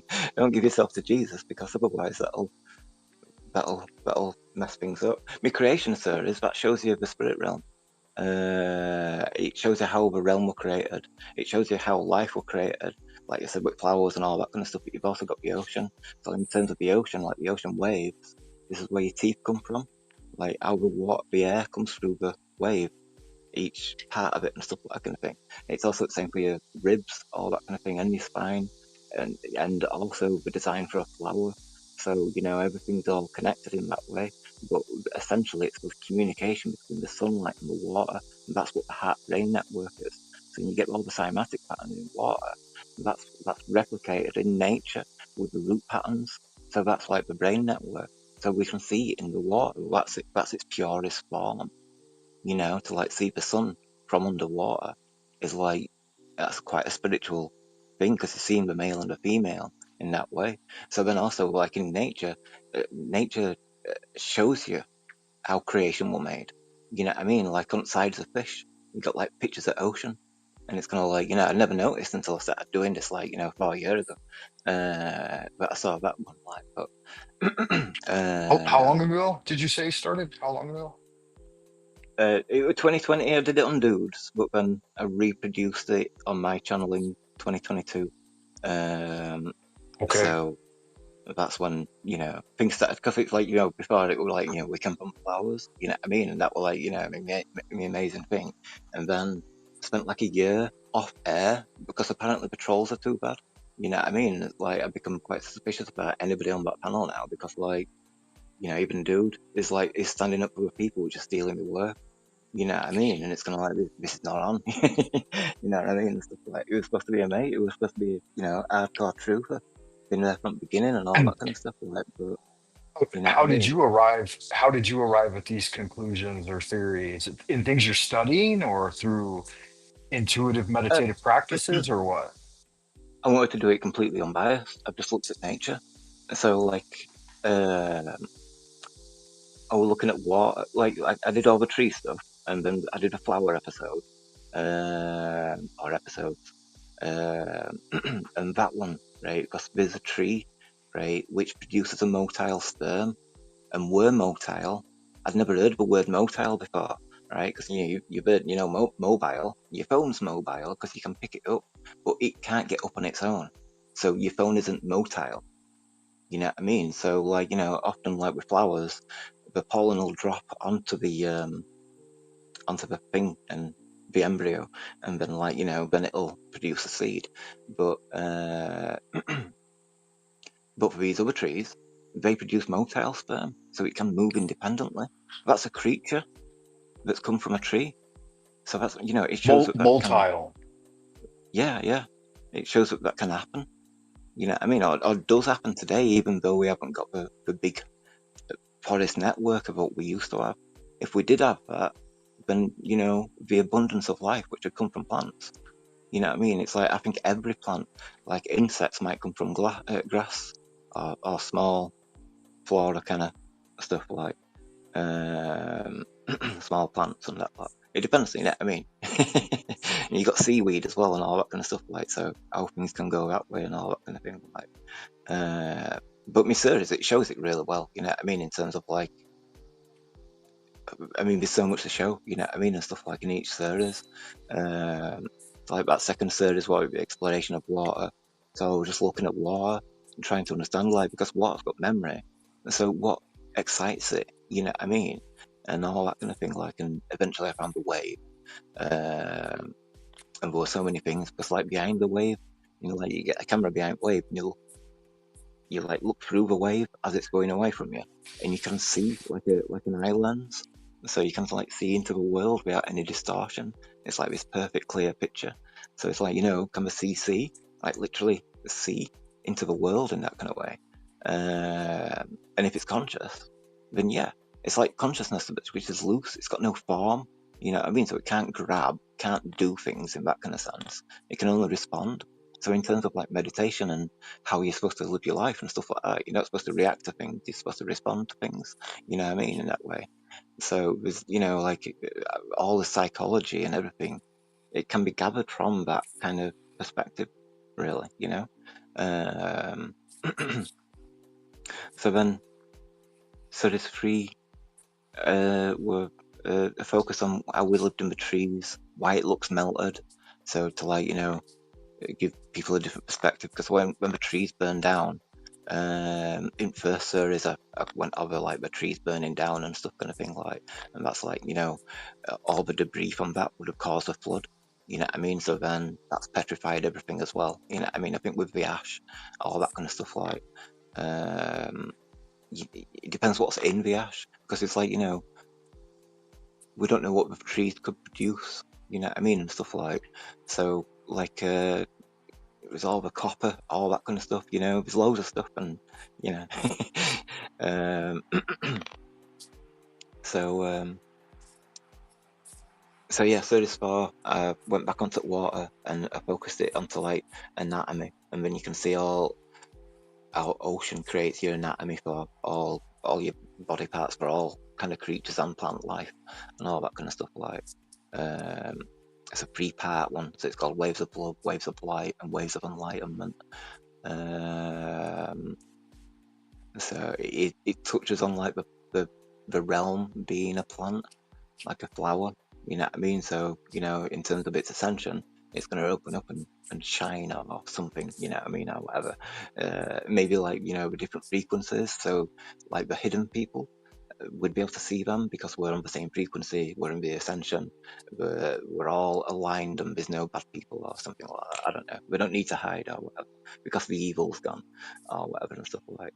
Which is a thing because it's like, I put it in, like because you mentioned fairies and stuff like that, and it is fairy inspired as well. In the fairies, kung fu fairies, all that kind of thing. Um, so when the fairies, why do they hide? And it's because we're at war with nature. You know what I mean? And they're nature beings. So every Well, time you and everything you careful too. I mean, when you say we, you mean humanity in general. yeah Like yeah not me they and don't, you they don't, but yeah, yeah. They don't hide from they don't hide from everyone, and not everyone's at war with nature. But yeah, go ahead, yeah yeah continue. yeah. But that's on as the general mass of people and all that kind of stuff like. But Sure, sure. and so like using barcodes and all that kind of stuff, we're contributing to it.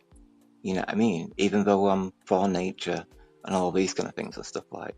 And so even it's just a little bit in that kind of sense, but you are still contributing in a way. It depends. Maybe you're not, but it's even at that small level, it's still doing it. But um, so then the later series, this isn't vampire series, and we're asking fairies again in that kind of sense, and like, why do they hide? You know what I mean? In that kind of sense, not literally Right. ask them, but it's just that in that general sense of it and stuff like. And it's kind of like, because they're afraid of him, and that him. Do you know when that husband can turn into the him, or anybody can turn into a him or a her, and it's her. You know what I mean? When we know that she's coming round, or he's, it becomes that all caps version. You know what I mean? Like that Christian aspect of things. And there's only one ascended master that we all know as him. You know what I mean? And it's kind of like, that vampire. They hide because that exists. That's present within this plane and all that kind of stuff. Like it's run through government. You know what I mean? It's all to do with New World Order, all of it. You know what I mean? So it's definitely real. It's like, is the devil real? Yeah, that's a good question. Is the New World Order real?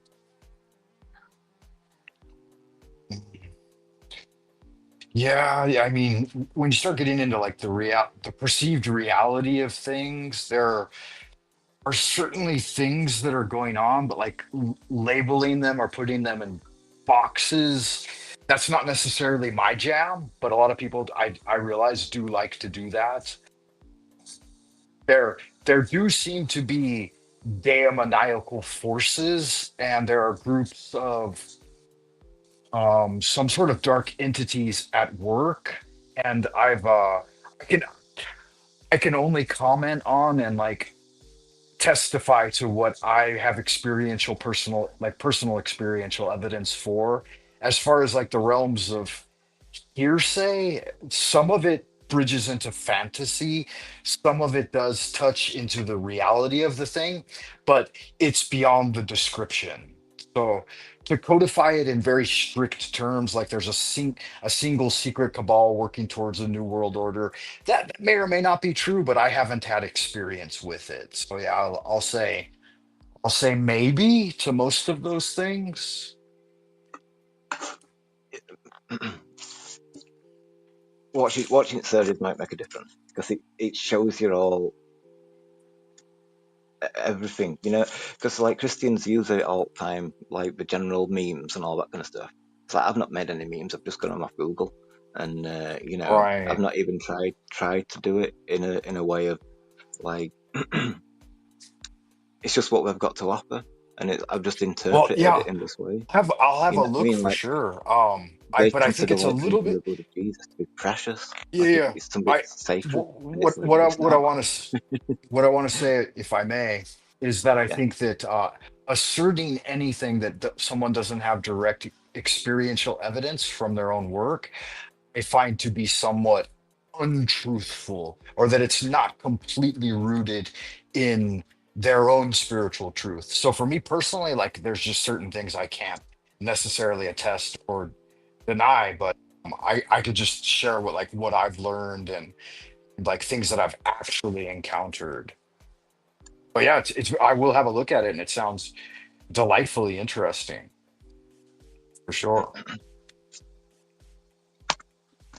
Are you familiar at all with Robert Anton Wilson's work, Prometheus Rising? Uh, Do you know of it or is that no? like the Aliens movie? The white guy? No, no, it's a book written like I think in the 1981, something like that. So right around the time you were probably born. It was a No. doctoral it was a doctoral thesis for his degree in psychology. It's called Prometheus. Oh yeah, yeah. There was a sci-fi movie called Prometheus, but no, this is a book. Robert Anton Wilson. He was a close friend and associate with guys like Anton LaVey and Timothy Leary and one of my friends, Poke Runyon. But anyway, it's a really good like workbook on how to make one's paradigms more malleable. Anyway, one interesting thing that he said in there, and I'll quote it just for fun. Whatever you believe to be true is true, at least for you. Right. So it's very it's it, you it's dangerous to commit too strongly to tightly held beliefs is the kind of idea. So beliefs for the magician, like I was going to tell you a little bit about my path, is that beliefs are tools, and if they're useful and they're serviceable to your magic, then use them. But if they're not, then they're just that thing, right? They're rigors or concepts or ideas thought up and sometimes fiercely believed in by people, but they're only half true at best. Right?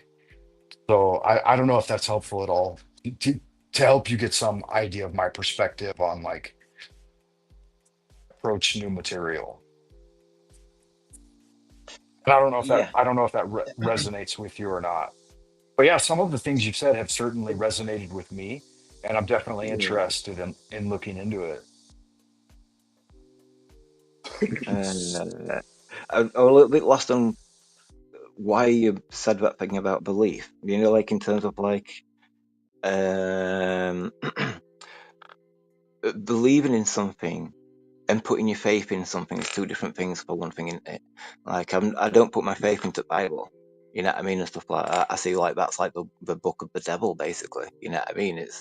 It's you know, it's something. It's the book of the invader, the person which is coming to destroy this world and stuff like. But my belief, like spiritual. You know what I mean? Fairy, all that kind of thing. Kung fu, Taoist. Although I'm limited in knowledge and some of it and stuff, that kind of thing, like you say, like your own experience and all that kind of thing, and that can be quite enlightening in that way and stuff like that. I do a third eye video, so that it's really good though, because it's like, you get to astral project without leaving the body in that kind of sense and stuff like that.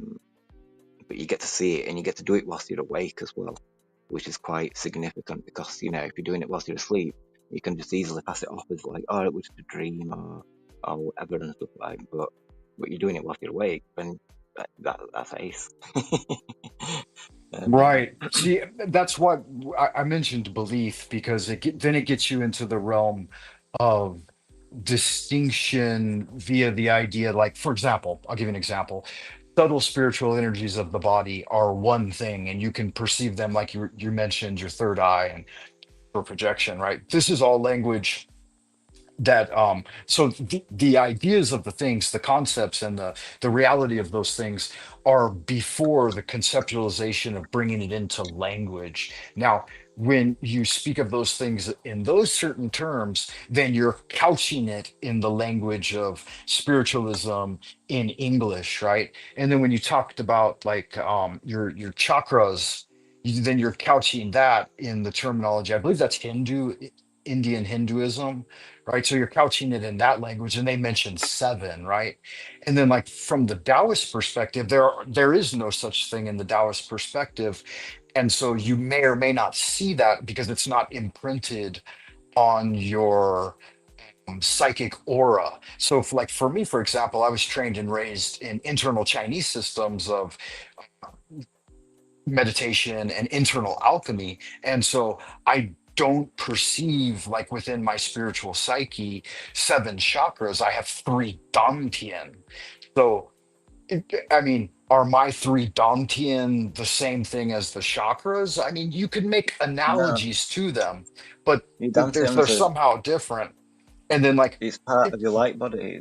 Your dantian's the energy reservoir for your chakras. You still have your chakras, but you have your dantians as well. right, but there's no chakras in the Chinese internal system of alchemy. So, like, you could say you have your chakras and you could perceive it, but that's a paradigm you're associating with the spiritual reality. Now, the spiritual reality is beyond the description of Yeah. ordinary human terminology. So, like, you might say, well, it's a truth. Like you might come to me, Galkali, Frank Monday, or whatever, and look at me and say, I could see this energy in this specific chakra. But in my spiritual cultivation and practice, um, wouldn't necessarily perceive it as such. Do you see what I'm saying? That's why, like, if we over intellectualize it, that's not necessarily a true thing, right? Like the thing itself is true, but the over intellectualization and couching it in any given terminology is deviating from the fact of the thing. Does that make sense to you or no? Do you have a spiritual card? Yes, it did. I don't This even isn't know what funny. that means. Your spiritual card, like we talk about when you astral project, you've got a spiritual card, so you can't get lost. I don't know what It's that means. connected No, I've to never it's heard that. connected to spirit. You never heard that? No. Are you talking about a People, golden ticket? no, you got like a spiritual card coming from your belly button, and it connects to spirit Oh, and the spirit network cord. and stuff like.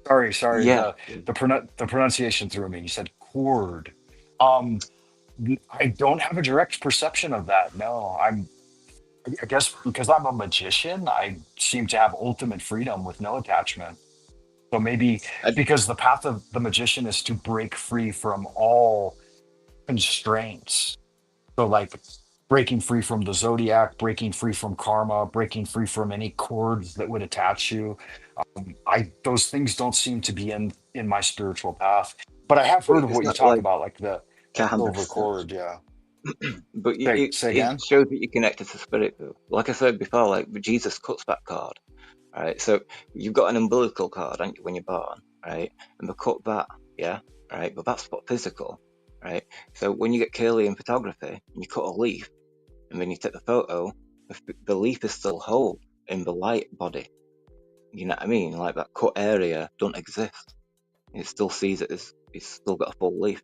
So like when you get a phantom pain of like an arm missing, and you can feel the pain of the arm, you know what people say, then you know it's because that energy is still there. You know what I mean? That aspect of yourself. So if you did a Kirlian photography on somebody with an arm missing, you'd probably still see the arm, the light body of the arm. And so because we've got as umbilical cord cut, we've still got the light body of that cord, which connects us to that heart-brain network. If you cut that cord, you lose all your intuition. You lose everything which connected to spirit. Anything creative, you won't be able to do anymore. You become soulless. So that's like, you know, why Jesus is raised in an undead army. Because he wants to go to war against spirit for some reason. And so, you know what I mean? It all makes sense. In terms of Taoism, like if you see like the water episodes or the water flow and all that kind of stuff, how Taoist, you know what I mean? A lot of people refer it to like, you know, Taoism when they see it and stuff like but it's also referencing the chakras. And so whether it's perceivable or not, it's kind of like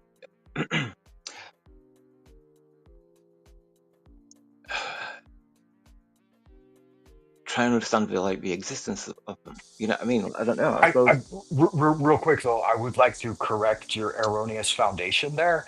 Tao predates any type of influence by like Tibetan Buddhism or Indian Hinduism in any way. So to say that it's referencing the chakras, it's not. There's a system of No, Dantians that are I was gonna exclusive say to this. Chinese Yeah, yeah, system, yeah. You internal said that alchemy. before, like it doesn't I'm have just chakras. I'm just saying I that didn't know. I didn't know that's and stuff like anything like. But that's I a meant to later answer that this okay, yeah, because that's like I fine. But I'm was, just saying it's got the that's a connection. later attribute.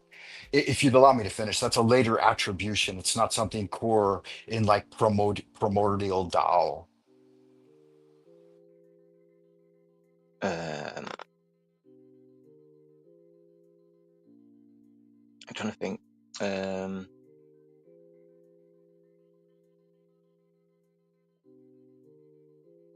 I can't think where I was. It's fine. It's fine. I just don't, I'm not familiarized with the New Age concept via Hinduism of the chakra system. So I just don't really know it. I don't have a reference point for it.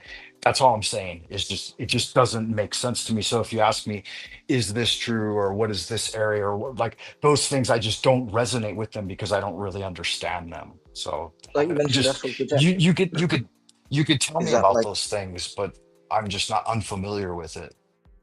have you never heard of astral projector before? Yeah, yeah, astral projections within like systems of magic and stuff like that, and other systems, spiritual travel and spiritual scrying. So yeah, yeah, I'm very familiar with astral projection, but the idea of the silver cord, I've never detected that in my own work, so I'm not familiar. Like, I don't know that it's real. Yeah. I mean, maybe it is. Maybe like when I go out spiritually traveling, when I'm seated in deep meditation or doing inward path working or outward into the cosmos, maybe it's there, but maybe I've just never noticed it. It doesn't seem to be something tangible that I understand. I'm just being honest. That's all. Yeah, it's fine. No, yeah, it's fine. Yeah, and it's really difficult to like try and think of how to explain something which kind of appears imperceivable, but is there. You know what I mean? And it's kind of like, um, in one sense of like the third eye exercise and all that kind of stuff. Like you get to experience like that astral projection, but you're doing it through your third eye.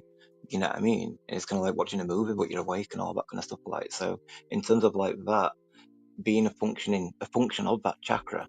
So like the visual experience that you're getting from it and stuff like that kind of thing is, you know, like showing you that that's what that is. I mean, it's the pineal gland as well. You know what I mean?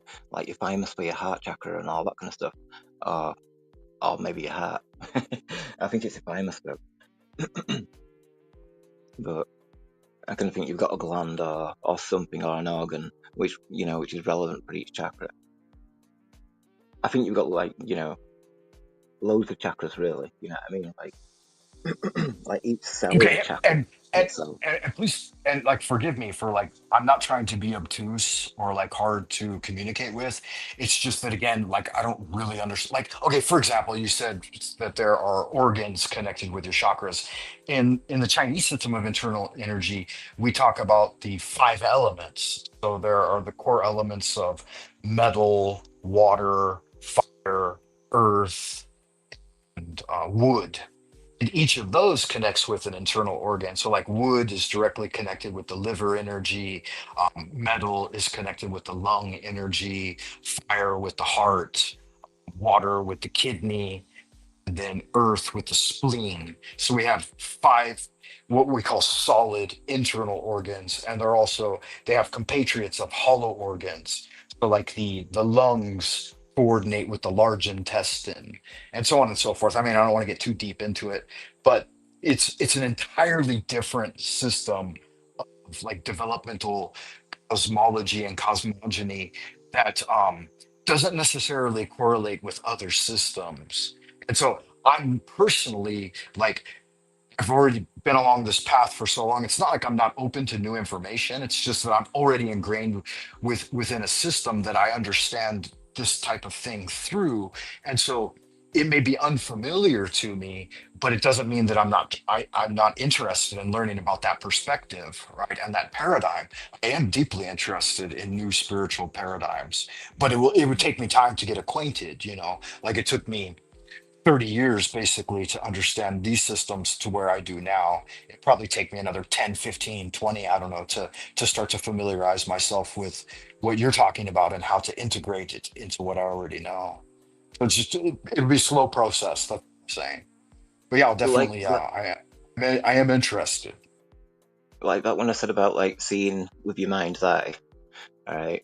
And then if we consider that Earth is a torus field, right? And a torus field is also a chakra. So like like the yin yang is showing you that same shape in that kind of sense and stuff. Like you put the whole pole between the two holes, and you can try and make it look like a ball in like 3D, and then you can see the chakra or the torus field. So like the air to go between the two holes in that kind of way. But so if Earth's a giant chakra, then we're experiencing consciousness within it. You know what I mean? We're consciousness ourselves in that kind of way. So like a micro of a macro, uh, like from first series, it's kind of like like because of a flower, it's got a torus field, all right? And every flower, it's different types of flowers, but all the different petals, all the different types of designs of flowers, all show torus fields, but just in different ways, all right? So you're seeing that pattern in the physical, you know what I mean? In like the physical representation of a chakra is there in that kind of way. And as all his design of his anatomy is all based on the same thing. And so, like, the existence of chakras is undeniable in that kind of way. But it's another thing, you know what I mean? If you like watch Ruba series, you'll get it in that kind of way. Yeah, and I'll have to have a Everything. look at it. So like fractal patterns emerging, right? Yeah, yeah, yeah. Is That's that what we fair? are. Well, a micro, like I say, like the imagination that's in your mind. Well, we're in a bigger version of that, which is Earth. You know what I mean? And inside Earth, we're inside the imagination of whatever the spirit Earth is. You know what I mean? Like Earth's alive, isn't it, in that kind of way? So, you know what I mean? We don't want it to die like that Jesus God does. uh, but um,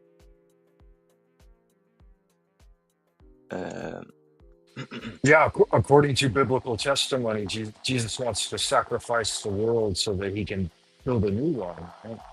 Isn't that the yeah, idea? A new heaven yeah, and a new earth. um,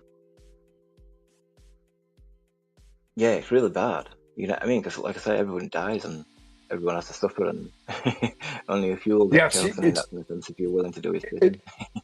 it seems a bit drastic on his part, right? Like there's whole schools of what where they Sabbatean Frankists that are trying to usher in this apocalypse so that they can revel in the blood of their creator, I guess, right? It's Yeah, yeah, yeah, it seems fairly dramatic to me, right? They're gonna But Yeah, here's it's the thing, scary. like, and that's why I asked about belief. Like, on the one hand, you could say this is prophecy, it's all set in stone, I guess. I don't know, encoded through gematria, it's happening, it's playing out. But then No, there's the other it's not the perspective. prophecy. Well, if I may land it, there's the other perspective that maybe it's their playbook and this is what they want to happen, it's what they're working towards Yeah, making happen. yeah. And I'm more inclined to believe that it doesn't have to happen, it's just something they're trying to get up to. It's a plan. It's a war plan. It's their plan to complete the invasion, which was started years ago.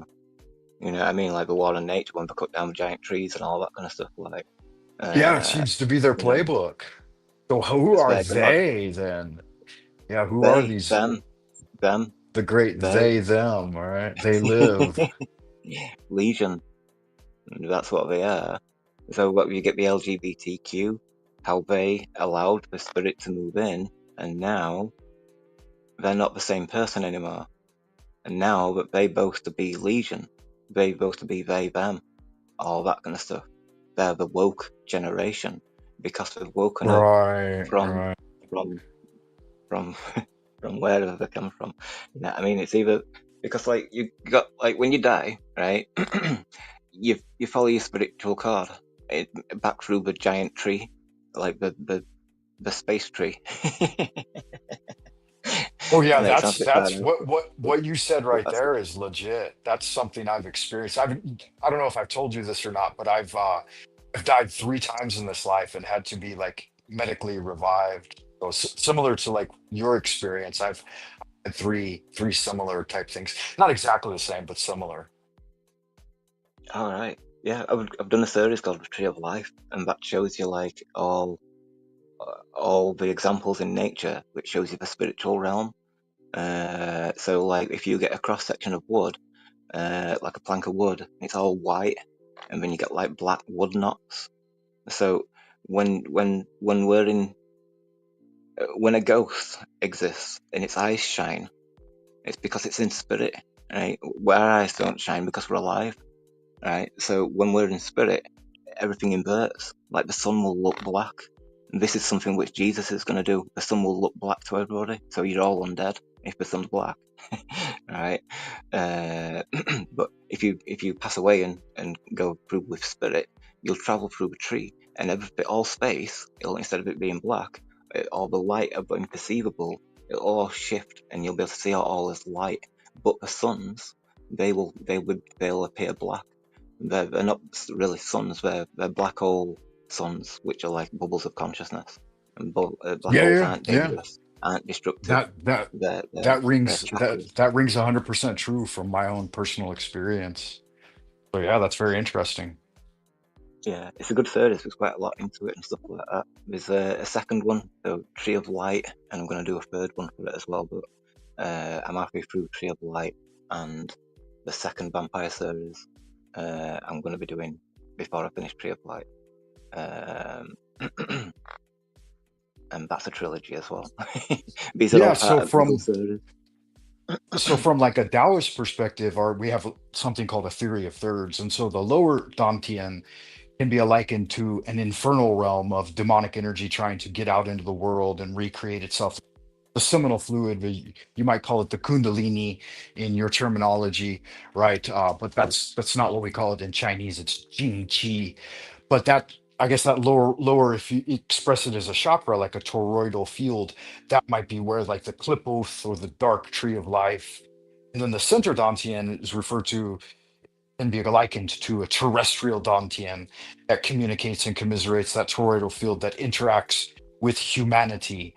And then the upper Dantian, the shin, the one in the head, that would be the one that connects and interacts with the celestial. So if you divide them into three, you've got heaven above and the celestial Dantian, and then the earth and subterranean fields below, or the infernal realms. And then we're uniquely positioned as human beings, as man, to connect the two, to bridge the gap. And so, from your cosmology or your perspective, maybe those three trees could be expressed in that way. I don't know. I'm grasping because I haven't looked at your material yet. So, Um, when you say the infernal, are you like describing like a hell place? No, not necessarily, but like perceived generally by human beings as a negative tendency towards like death and disintegration and spreading out, but which also causes a rebirth. It's because it's how we continue. So infernal. So you've seen like the old cartoonish expressions of a demon on one shoulder and an angel on the other. Yeah, You're familiar with that. Yeah. So all things tending towards the negative entropy of the lower infernal Dantian are disintegrating and decaying, whereas all things rising up towards the celestial Dantian are expanding and bright and full of light. And so the Taiji, or you call it the yin yang in modern English parlance, right? Is where humans, and so at the heart center would be the Taiji, the commingling of the forces below and the forces above. That's where humanity sits within a dichotomy, within a polarized state, being yeah, pulled in the direction of death and decay, and also being pulled in the direction of like growth and creativity and immortal life, right? Where we occupy a dualistic state. And with that as such, anything that like any concepts and the way we encode things is going to be necessarily couched in dualistic language, right? Whereas the realms of the preforms themselves would not be perceived that way. And I know that, like you said, you've been out there, you've experienced it. So you do have familiarity with that. Like, for example, a demon appearing in the astral realm that's extremely from the perspective of a human being would be extremely wicked and evil and wanting to engage in all sorts of things like causing people to be, I don't know, lustful or greedy or lecherous or murderous or whatever. From the human perspective, would deem that as a form of evil, maybe even pure evil. But in reality, that's not as such, right? That's a very limited perception of the thing. Does that make sense to you?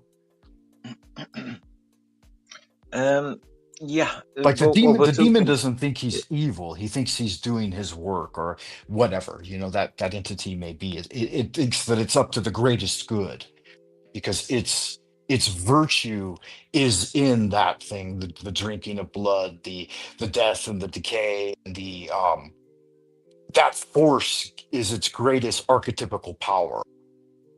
And then on the other side of that equation, if you have these bright celestial forces that are working towards the betterment of humanity, then that would be perceived as an upward flux. But because we're between the two, the dark and the light, then we have a unique perspective where true spiritual immortality is beyond that entire bubble of like that entire echo chamber of human opinion. And it resides beyond it. So those things would be like they would be like toys in the playpen compared to a true spiritual being.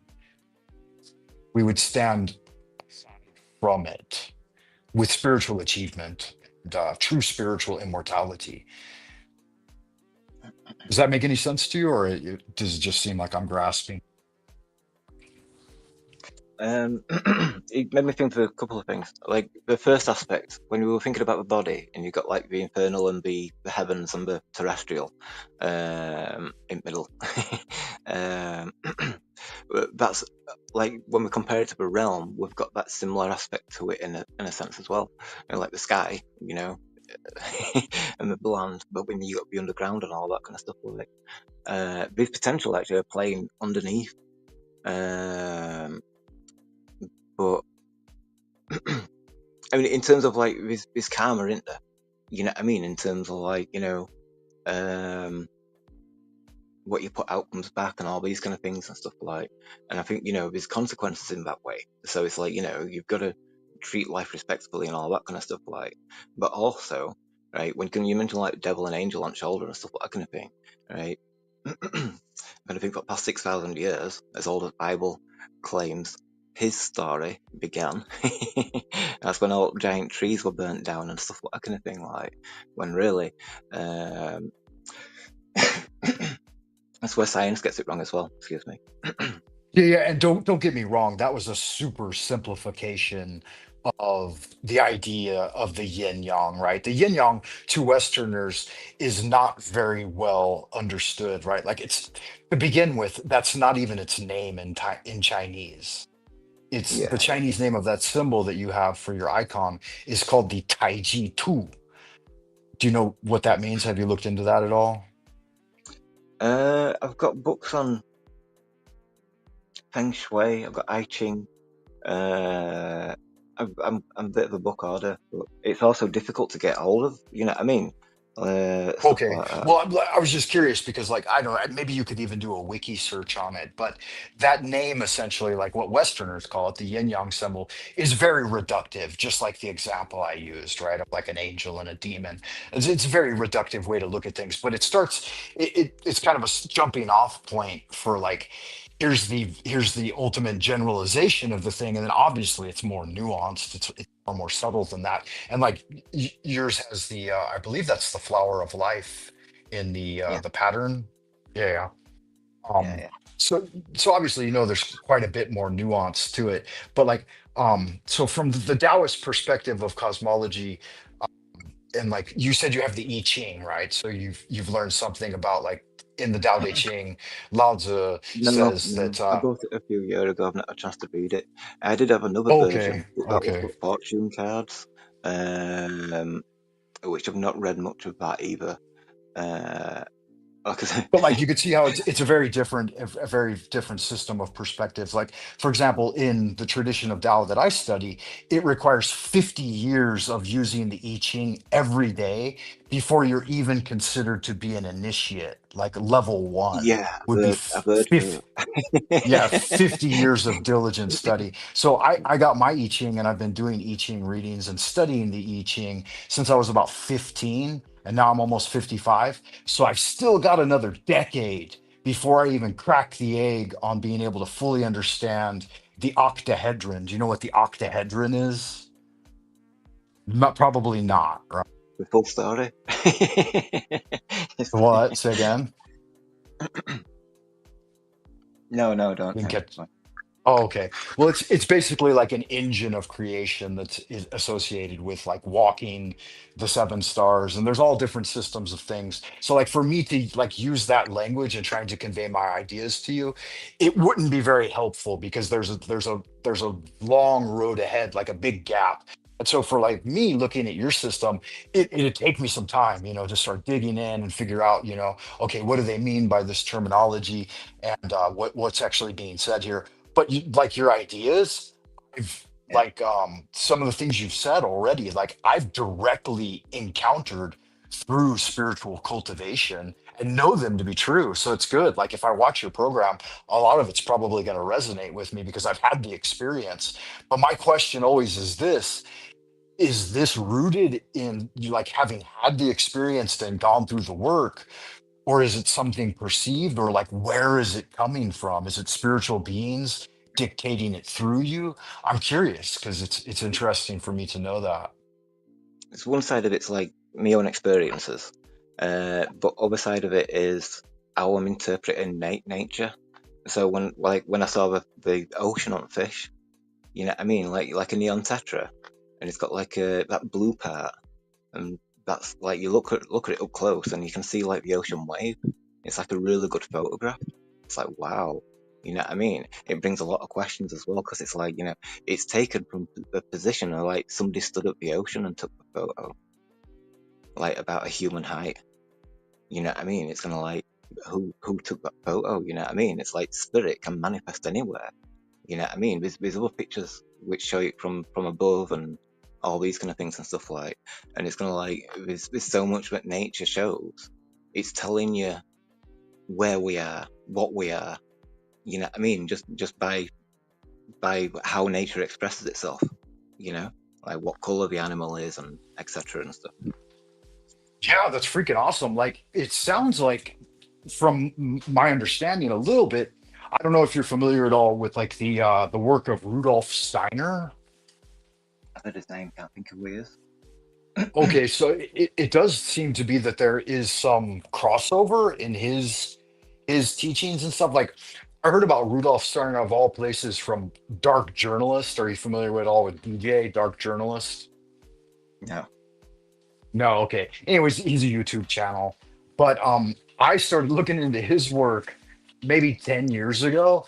And for like maybe 5 or 6 years, I tried to diligently read hundreds and hundreds of his lectures. Like he has a specific way of talking about it too. He talks about it as spiritual science, right? And he created his own idea called anthroposophy, which was an offshoot originally of theosophy by like who was that gal? The Russian gal. What was her name? Um, Helena Blavatsky. Was that her name? Yeah. The Mm, Secret yeah. Teaching of all. No, let's see. Manly Alice P. Hall did Crowley's the no, Manly friend. P. Hall did the Secret Teaching of All Ages. Blavatsky wrote one called the the Great and Secret Teaching or something like that. I can't remember. Be right back a Anyway, second. so I started looking into these occult materials like when I was a teenager, and so much of it seemed to be so like difficult to understand because you need so much of the language and terminology. That's kind of why like I left it aside for a while, even after reading, decades of material and content and trying to penetrate into it. And I got more involved in just the Chinese systems of Qigong and Kung Fu and the Meridian systems and the Dantians. And I thought if I can awaken this energy inside me, then I don't necessarily need to learn about it from other people's record keeping. I can get out there and I can look at the cosmos day in and day out, perceive it directly.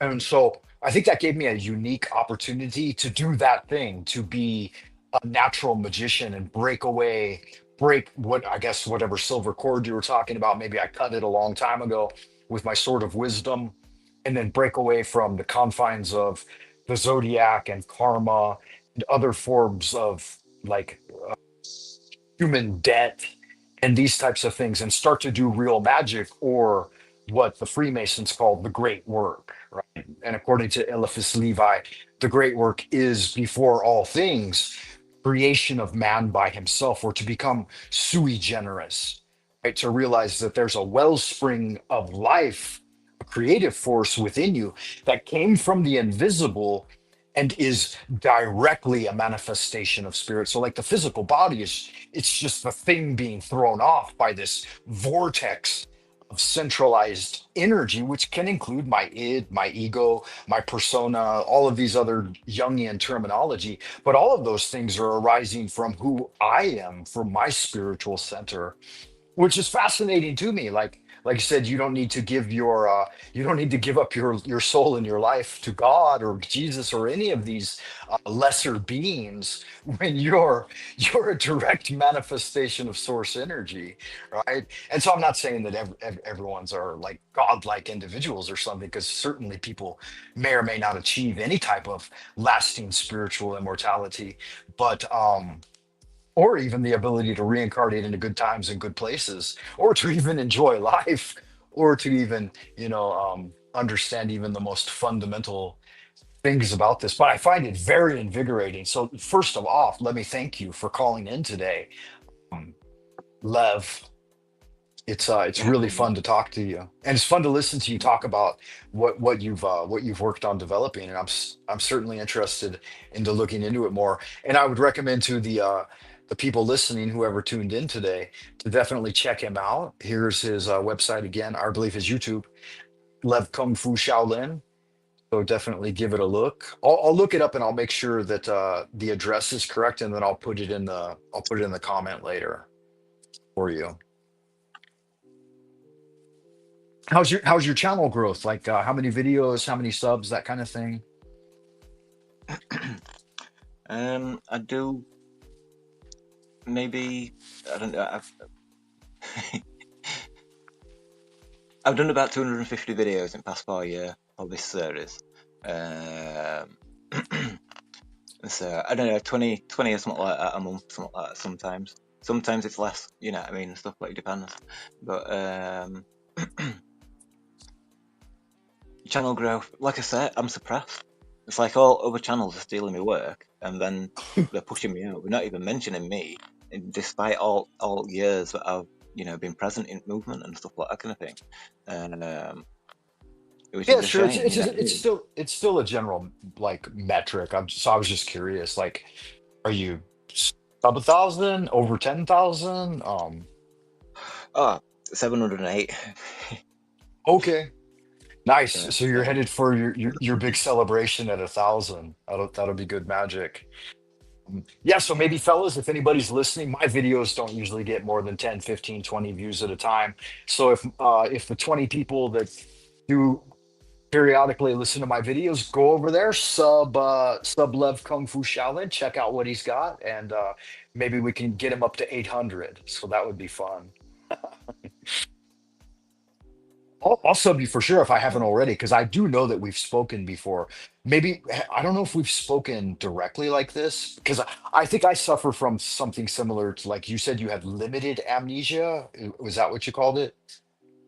No, I just had amnesia. I had amnesia for like 10 year, 10 year until I started to remember things. You know what I mean? And when it slowly faded, and you know, I've Okay. still considered, still got it slightly. You know what I mean? In a way Yeah, and stuff like I that. do too. I don't know. I went through something similar. I had a similar brain type of thing, and I went through the whole thing. But yeah, I think I had a couple of years like minor amnesia. It's like as long as like every day it's kind of the same thing. Like I wake up and I have no memory of anything, and then except for the spirit realm, and then I start to try to piece back together, the mundane life. Like who is this laying in bed next to me? But I have many things around me that help me center every day, make sure that I know where the fuck I am and how I got here. Like I got stacks of journals that I've been writing since I was a kid, and I've got my mom's journals and stuff. So he wrote stacks of journals. We've been big journal writers, so got plenty of that to remind me. There's a funny Taoist saying about an old man who every day would wake up and had no idea who he was, and he would enjoy life all day long, just reveling in it, eating this and doing this or whatever, and relaxing and enjoying life. And but he had no memory of who he was, and so his family hired a Taoist wizard to restore the old man's memory because they wanted to, like straighten things out, get the will in order, and this kind of thing. And the Taoist wizard said, okay, I can do this, but it may not be what you want. And they said, yeah, yeah, go ahead, do it. And he took the old man into seclusion for like 7 days and did all these rituals and fumigations and magic and stuff. And then on the seventh day, and that's funny that it should be encoded in seven, whatever. But he woke up, and the first thing the old guy did was grab an axe, run around and try to kill everyone in his family. And they got him suppressed and tethered down, and they're like, why did you have such a violent reaction to remembering who you were? And he said, it's not that I remembered who I am. He said, I remember everything you guys were up to during my time of amnesia, and you all deserve death. He said, now it all is there laid out in front of me. Everything.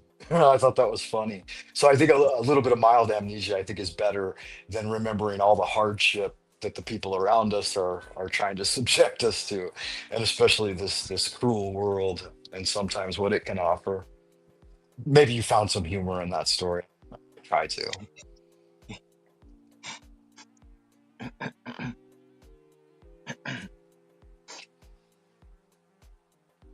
Anyway, fun times. I do have to run though, Lev Kung Fu. Do you want to give a couple of minutes of like summarizing your channel and doing a little bit of interaction here with the good folks at home, and like maybe note about what you've got coming in the future? Because you had spoken a little bit about it while we'd been together. Yeah. Well, like I say, like with all them series, which are all part of G Creation series. So it splits three times, and then it goes to middle series. So I do middle series, and then I've got to finish those other three series, which have got quite a lot to go on to them as well. Like so, some special episodes actually. You know what I mean? In terms of how I'm going to do them and all that kind of stuff. Like, so I'm looking forward to doing them, but I don't know how long it's going to be until actually get to do them episodes. It might be another year. I've been doing the middle series for a year now, and it's like, Okay.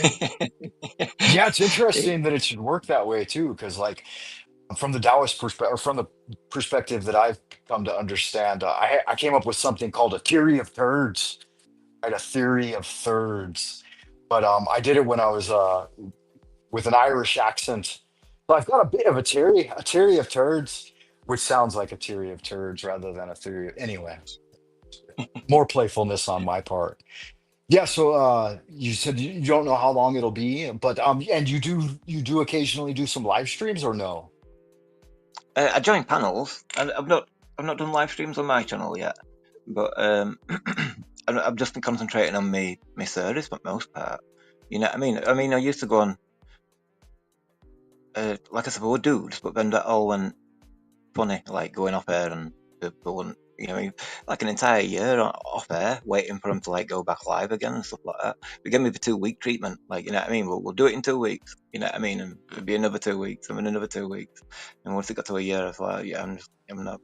Oh no, we Okay. weren't live again, but that's when Jibby died. And then the trolls made Yeah, fun of him for like 3.5 weeks until they actually took the they're stream dire, down, huh? and then Trolls are gonna troll, sorry. haters gonna hate. No, the trolls are dire. Um, I would like to coordinate more with you in the future and maybe even collaborate with you and try to like get a better understanding of your ideas and stuff like that. So I definitely welcome you coming back anytime you see me live streaming, and you always be welcome to join the chat. Void, you know Void, it looks like. Yeah, yeah, well, Maybe it's you cool. yeah, Void's awesome. You've seen him, he comes on panels. Sometimes me and him will just have a conversation for a couple of hours. And so, yeah, some good folks do come by. There's a guy named Free Gift from God, who's kind of a fun young man that turned me on to some of the works in chaos magic, which are pretty fun. But yeah, my mainstay is basically like esoteric Taoism and then ceremonial magic and ritual magic through the Solomonic tradition that I've been learning from Poke Runyon's. I'm initiated into Poke Runyon's Temple of Astarte. So a little bit of a different perspective. Like the Christians would call me a demon worshiper, but that's very reductive. So I do attempt to be a practitioner in the magic of Solomon, which means like the casting of a magic circle and then using the triangle of art to manifest things, which for me as a young man was a very natural process. But yeah, I'd like to talk a little bit more about that with you and to get some of your feedback on that. And that would be awesome, man. So yeah, guys, keep a lookout for Lev Kung Fu Shaolin. And again, yeah, thank you so much, man, for coming by and chatting with me. No, it's been good. Yeah, I'll come back. Yeah, you've got like loads of knowledge which I'd love to have as well. You know what I mean? In terms of like what you understand about like Chinese culture and stuff like Taoism, etc. Because yeah, like I've been really limited, and it's been something I've been really interested in over years and stuff like. Um, and you know, I've Yeah, invested in are it are you somewhat and stuff like. But are you familiar with the Machine Lies? Have you ever checked out his show?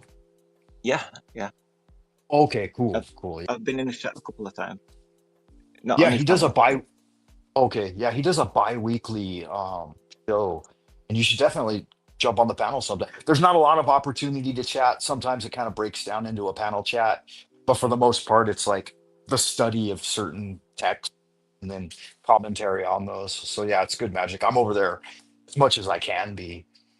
I think it's good fun. And then of course chats with Jack. I used to go to chats with Jack a lot, but we've kind of had a falling out. So I felt like they weren't really fair with me the last time I was on.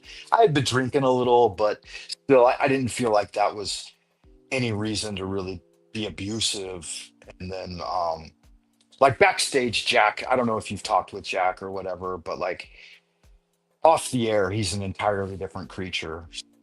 Kind of a weird thing. And then, like you said, like the whole Christianity thing and like Jesus being the way to heaven and stuff like that. It doesn't really resonate with me. It never has. I can resonate yeah, kind of with the ideas of Christ consciousness and then like I think you guys call it the heart chakra. So like the center dantian, the type of love toroidal energy. I can jam There's with that. there's spirit consciousness as well. You know what I mean? Right. Christ consciousness, if you embody that, right? 'Cause like, but even so, it goes into like schizophrenia and stuff like that kind of thing. And that's same with blood drinking, that can cause schizophrenia. There's a lot of things like, if you consider what schizophrenia is allowing that spirit to move in. You know what I mean? It's a voice in your head. You can't stop. That'd be horrible. So yeah, it's Yeah, really scary. definitely. An interesting thing in Chinese Kung Fu, like in Taoist meditation, we have the expression, and I'm not exactly sure where it comes from, but the idea of the monkey mind. And so when folks are younger, I remember my Shifu, I used to tell them all the time, like I'd be seated in meditation trying to do internal alchemy, and I'd be like, I can't get the fucking monkey mind to shut up. It's the idea of the mind always filled with thoughts, jumping from thought to thought to, and after I had my little experience, like the monkey mind just turned off one day. And like it was like maybe it has something to do with the amnesia. But I woke up and there was literally nothing there. Like I was in a fathomless cavern, an eternal void. And suddenly it was all silence. And I could hear my own voice, my own internal monologue, but there was no longer the propensity to have a monkey mind. It's like the monkey just got up and left one day. So I was very thankful for that. Um, kind of a nice thing to have the monkey off your back, right? Bust More Nuts says, Frank, I see how you were treated on Talcots last week. Yeah, what did you guys think of that? I don't know if you saw that or not. Kung Fu Shaolin. Were you there for that show? I am sub to him. I did see a show. I might not have watched it all. I don't know. I Oh, can't remember okay. properly. I remember Well, it were on though his show fits somewhere. like my time frame, so it's like a daily show, and like I could pretty much catch it every morning, like before work. And so sometimes I just turn it on as background noise, and sometimes I jump on there and stuff. And but yeah, I felt a little bit jilted, but yeah, maybe that feeling will pass. Who knows? But once bitten, twice shy.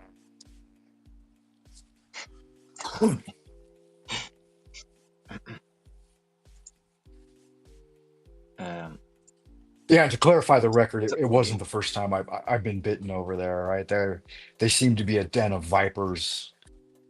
Most of the folks, it seems that he lets on are kind of viperous as well. Like the whole, I don't know, the whole panelverse kind of thing in general seems to be like that level of like there's something to win or something to prove. Like with me, that's not what I'm looking for. Like with you, like understanding your information will just take me time, and I'll have to start learning the language if it's cow, right? But that doesn't mean that I disavow anything that you said. In fact, a lot of the things that you mentioned, I know from direct experience to be true. And yeah, like, other the things go that you ahead. said, which made me think that, oh, you'll love me, sir. Is, you know what I mean? Like when you see it and stuff like that kind of thing, and you see like some of the things that you chose, um, like even from later series, that Tree of Light, the only Yeah, five I'm episodes in sure it. I will. And like the idea of being birthed out of flowers and stuff like that, that kind of shocked me because yeah, I've got some stories that I've conveyed in the past as well. But one interesting thing about like the Taoist perspective of internal alchemy and having these like moments of paranormal encounter or high strangeness, they really say that like for the most part, you should just kind of keep your mouth shut about them. It's okay to write them down and contemplate them and relive them through your own psyche, but like just telling people about them, it somehow devalues them and detracts from their luminosity. And so you're better off like not telling people these kinds of stories because number one, they're just going to think that you're fucking crazy, right? Because they weren't there, they didn't encounter it, they didn't experience it. And then the other thing too is like it may not be their level of spiritual cultivation that they should be exposed to that type of thing.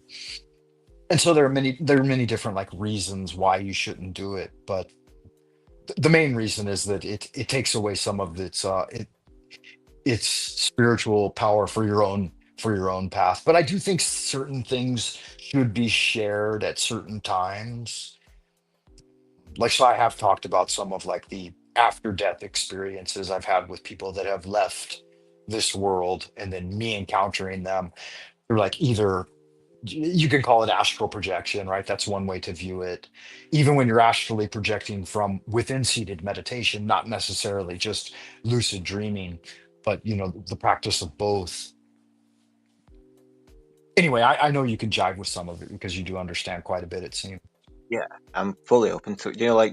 I, I'm quite happy for people to be open about, any of their experiences. If it's their first-hand account, right, I'm willing to word it out and all that kind of stuff, and give the faith to it as well. You know what I mean? If it's something I can't disprove or something like that kind of thing, they're telling me in faith, you know. And so, sometimes you can tell that people are just being silly, you know what I mean, and stuff like that kind of thing like. But I mean, not on panels, you know Yeah, what I mean. yeah, Where no, people are no, no. being, You're right, and in general, there's a lot of that. There's a lot of shallowness and superficiality and suspicion and skepticism. Though all my first experiences with this kind of panel verse idea or whatever was riddled with that, like just ego against ego, and like nobody was trusting each other. And I came from a place where the only live interactions I did were like we're doing right now, like collaborative one-on-ones, and most of them I did like programmed. I don't know if you saw any of my like um,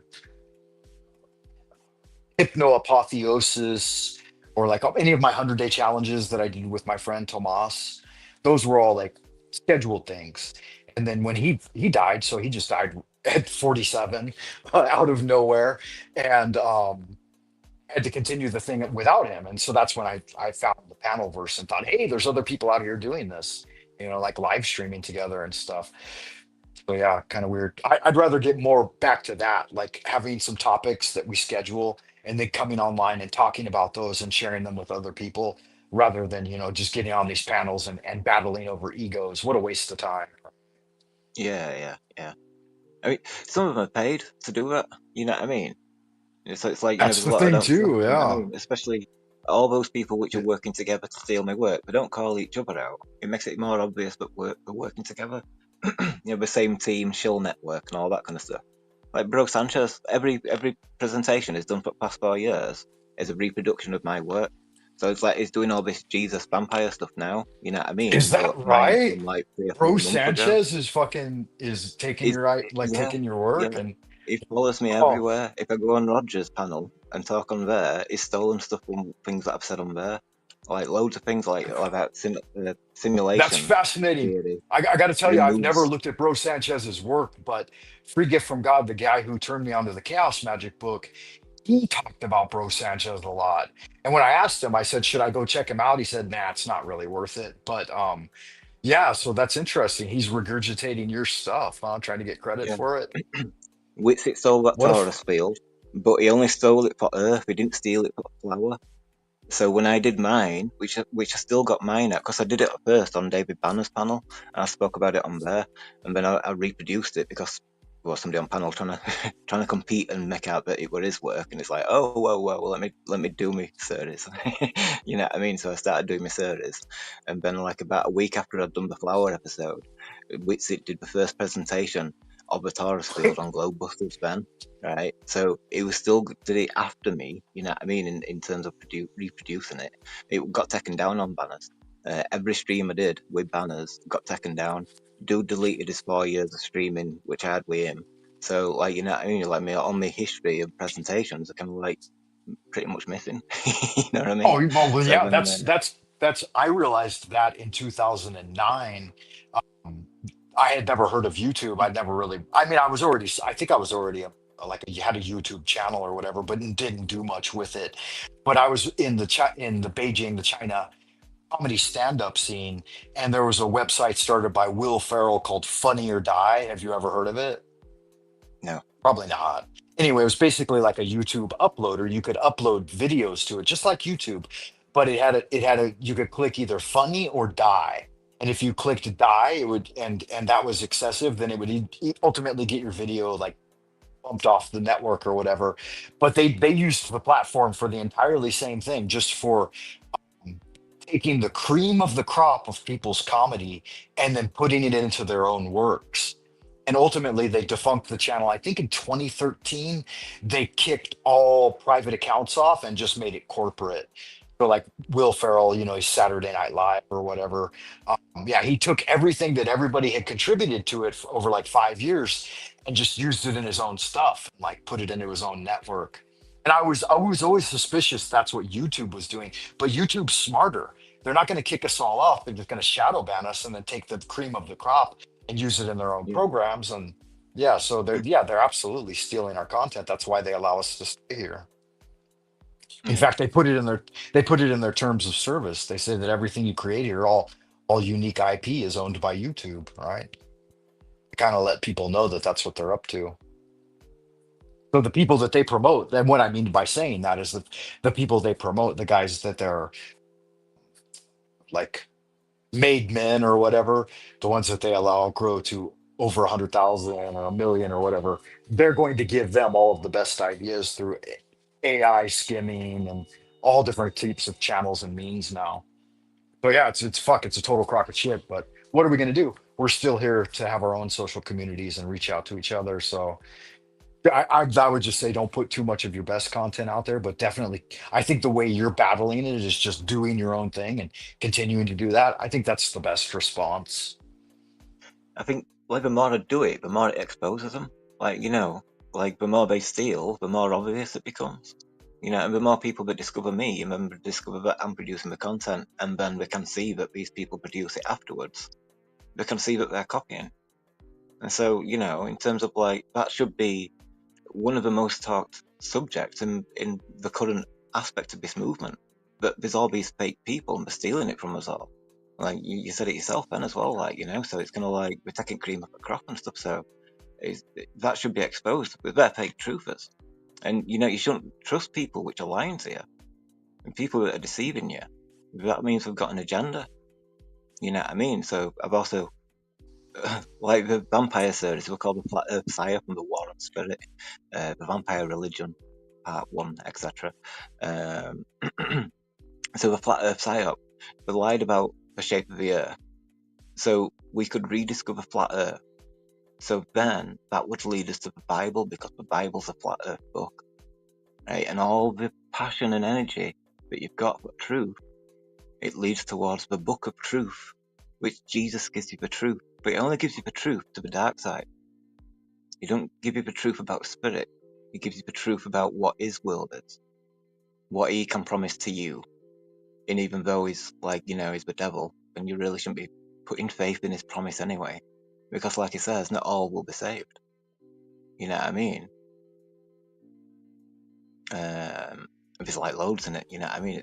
I don't know. But Yeah, that makes sense to me. And I think that I mean it's kind of self-evident the reason that's not happening or won't happen because I would think that if a channel were to do that, like and some channels do that, they're going to get so shadow bound out of existence or maybe even terminated. You saw that during the lockdown, like if you said anything against what they were doing out there, like you immediately got a community strike. It didn't matter what you said. It didn't like even just the word. I said I tested it. I had like a 2 to 3 hour video, or maybe 2 hours, hour and a half, 2 hours, something like that, and I used one word one time. It was scamdemic or plandemic or something like that. It may even get this fucking one strook now, but back then, like they would strike you and warn you. They'd say one more slip like that, and you're gone. And that's just a single fucking innocuous word, right? Plan scamdemic, something like that. You probably remember the terminology. You remember the whole thing, right? yeah, The time of great darkness. So yeah, they're very clear about what they're up to. They're very agenda driven, and they're not here for freedom of speech. And like in your country right now, England, it's one of the most strict places in Germany and stuff. Where like you can't say anything about what they're doing without getting in trouble. Fuck, they might even throw you in prison. That's how serious they are about it. Here as well. And I don't think the US is much different either. I mean, that's where a lot of these companies originate, you know? it means you got it's something like to do nothing, to not say anything. It's the last thing. that's on my mind. It's like I've got to say something because it's going to be too late at Right, some point. right. Yeah, We I won't have think the you're same right. I support.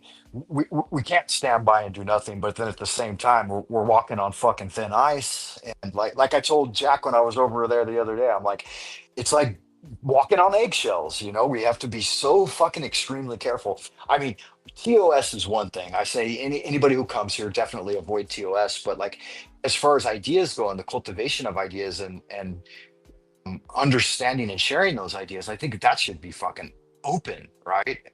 Mm. And, yeah, so it makes it really tough. Like, again, it makes it a very toxic environment.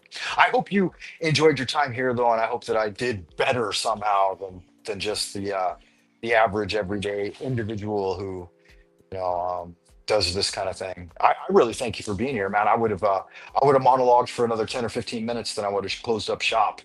But the fact that you came in gave us a couple of really solid hours to communicate. So thank you for that, Lev. No, no, thank you. It's good put space to do it. You know what I mean? So what we need to do, I'll go on Machine Lies and all that kind of thing, like, and try and join as many panels as I can. You know what I Have you mean? got Like have you got be posts part of the open movement on again, your really. have you got Sorry. posts open on your page? Have you got like your posts? Have you done posts on YouTube, like posting things?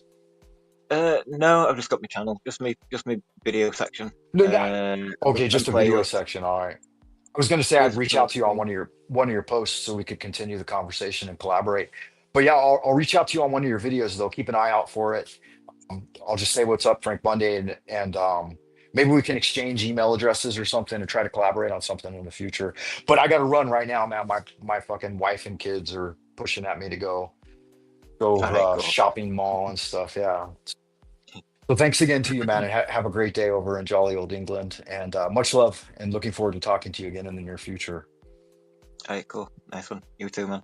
I'll catch you in a bit. Good Nice magic, one. man. Cheers.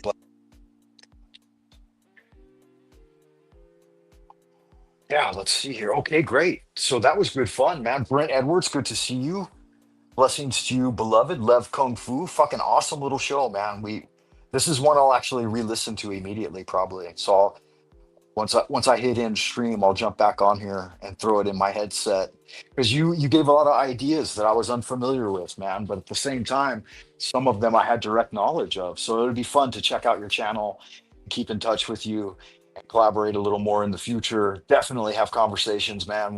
Whenever there's time, I got another month of vacation, so there'll definitely be time. Definitely check out and look for me live streaming again in the near future. And I'm gonna write some things down. I'm gonna look at your videos, man, and start making some notes. And we could definitely have some fun collaborating. I'll throw his channel name back up there for you guys. It's Kung Fu Shaolin. I give a quick shout out to everybody that stopped by. Too goaded for you. Blessings to you, beloved. Thanks for coming by. Next up was Lev Kung Fu. Joined the show. Turned it into a banger of a show, guys. One for the fucking one for the record books. Trexty was here. Blessings and love to you, Trexty. Voy, voy, voy, voy, voy, voy. Always good to invoke your name three times because you're like a demon you're like a demon in my semen, right? You rise up out of the infernal realms to show your lovely smile. And so Void doesn't walk away disappointed if he is still out there. Your J Dog homie Frank Monday coming at you straight out of old Peking. The Chatter King was here, guys. Chatter chats a lot, always keeping it squeaky clean in the chitter chatter box with the Chatter King. Bust More Nuts was in the house. I think Bust More Nuts. Um, I believe I saw you over on Chats with Jack earlier today, man. You were shaking things up over there. So good to see you bust more nuts. Big shout out to you. OTW News. Sup, brother? Is that the OG OTW or is that some imitator? Imitator and impersonator. If OTW was here, man, that's a huge honor, bro. I appreciate you stopping by, man. You're kind of a big deal. Off the wall, right? That's what they used to call the Vans Shoe Company. The Wall. Yeah, so OTW, I know you run a tight ship over at your show. It's always good to see you, brother.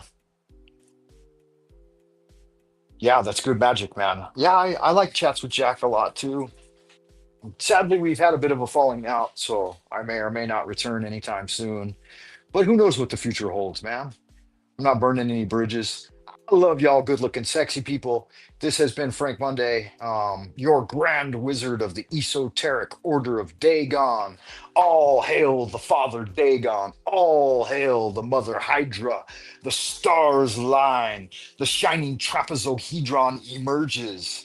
And Cthulhu is risen. Y'all hit the like and subscribe and do all that happy horse shit that makes YouTube's algorithms bark like Pavlov's dog. Check me out on buymeacoffee.com/Frank Money. Oh, something in the tip jar. That'll keep the lead in my pencil and the jelly in my donut. Until next time, guys, keep doing good magic. I will see you in the abodes of the future. Bye for now.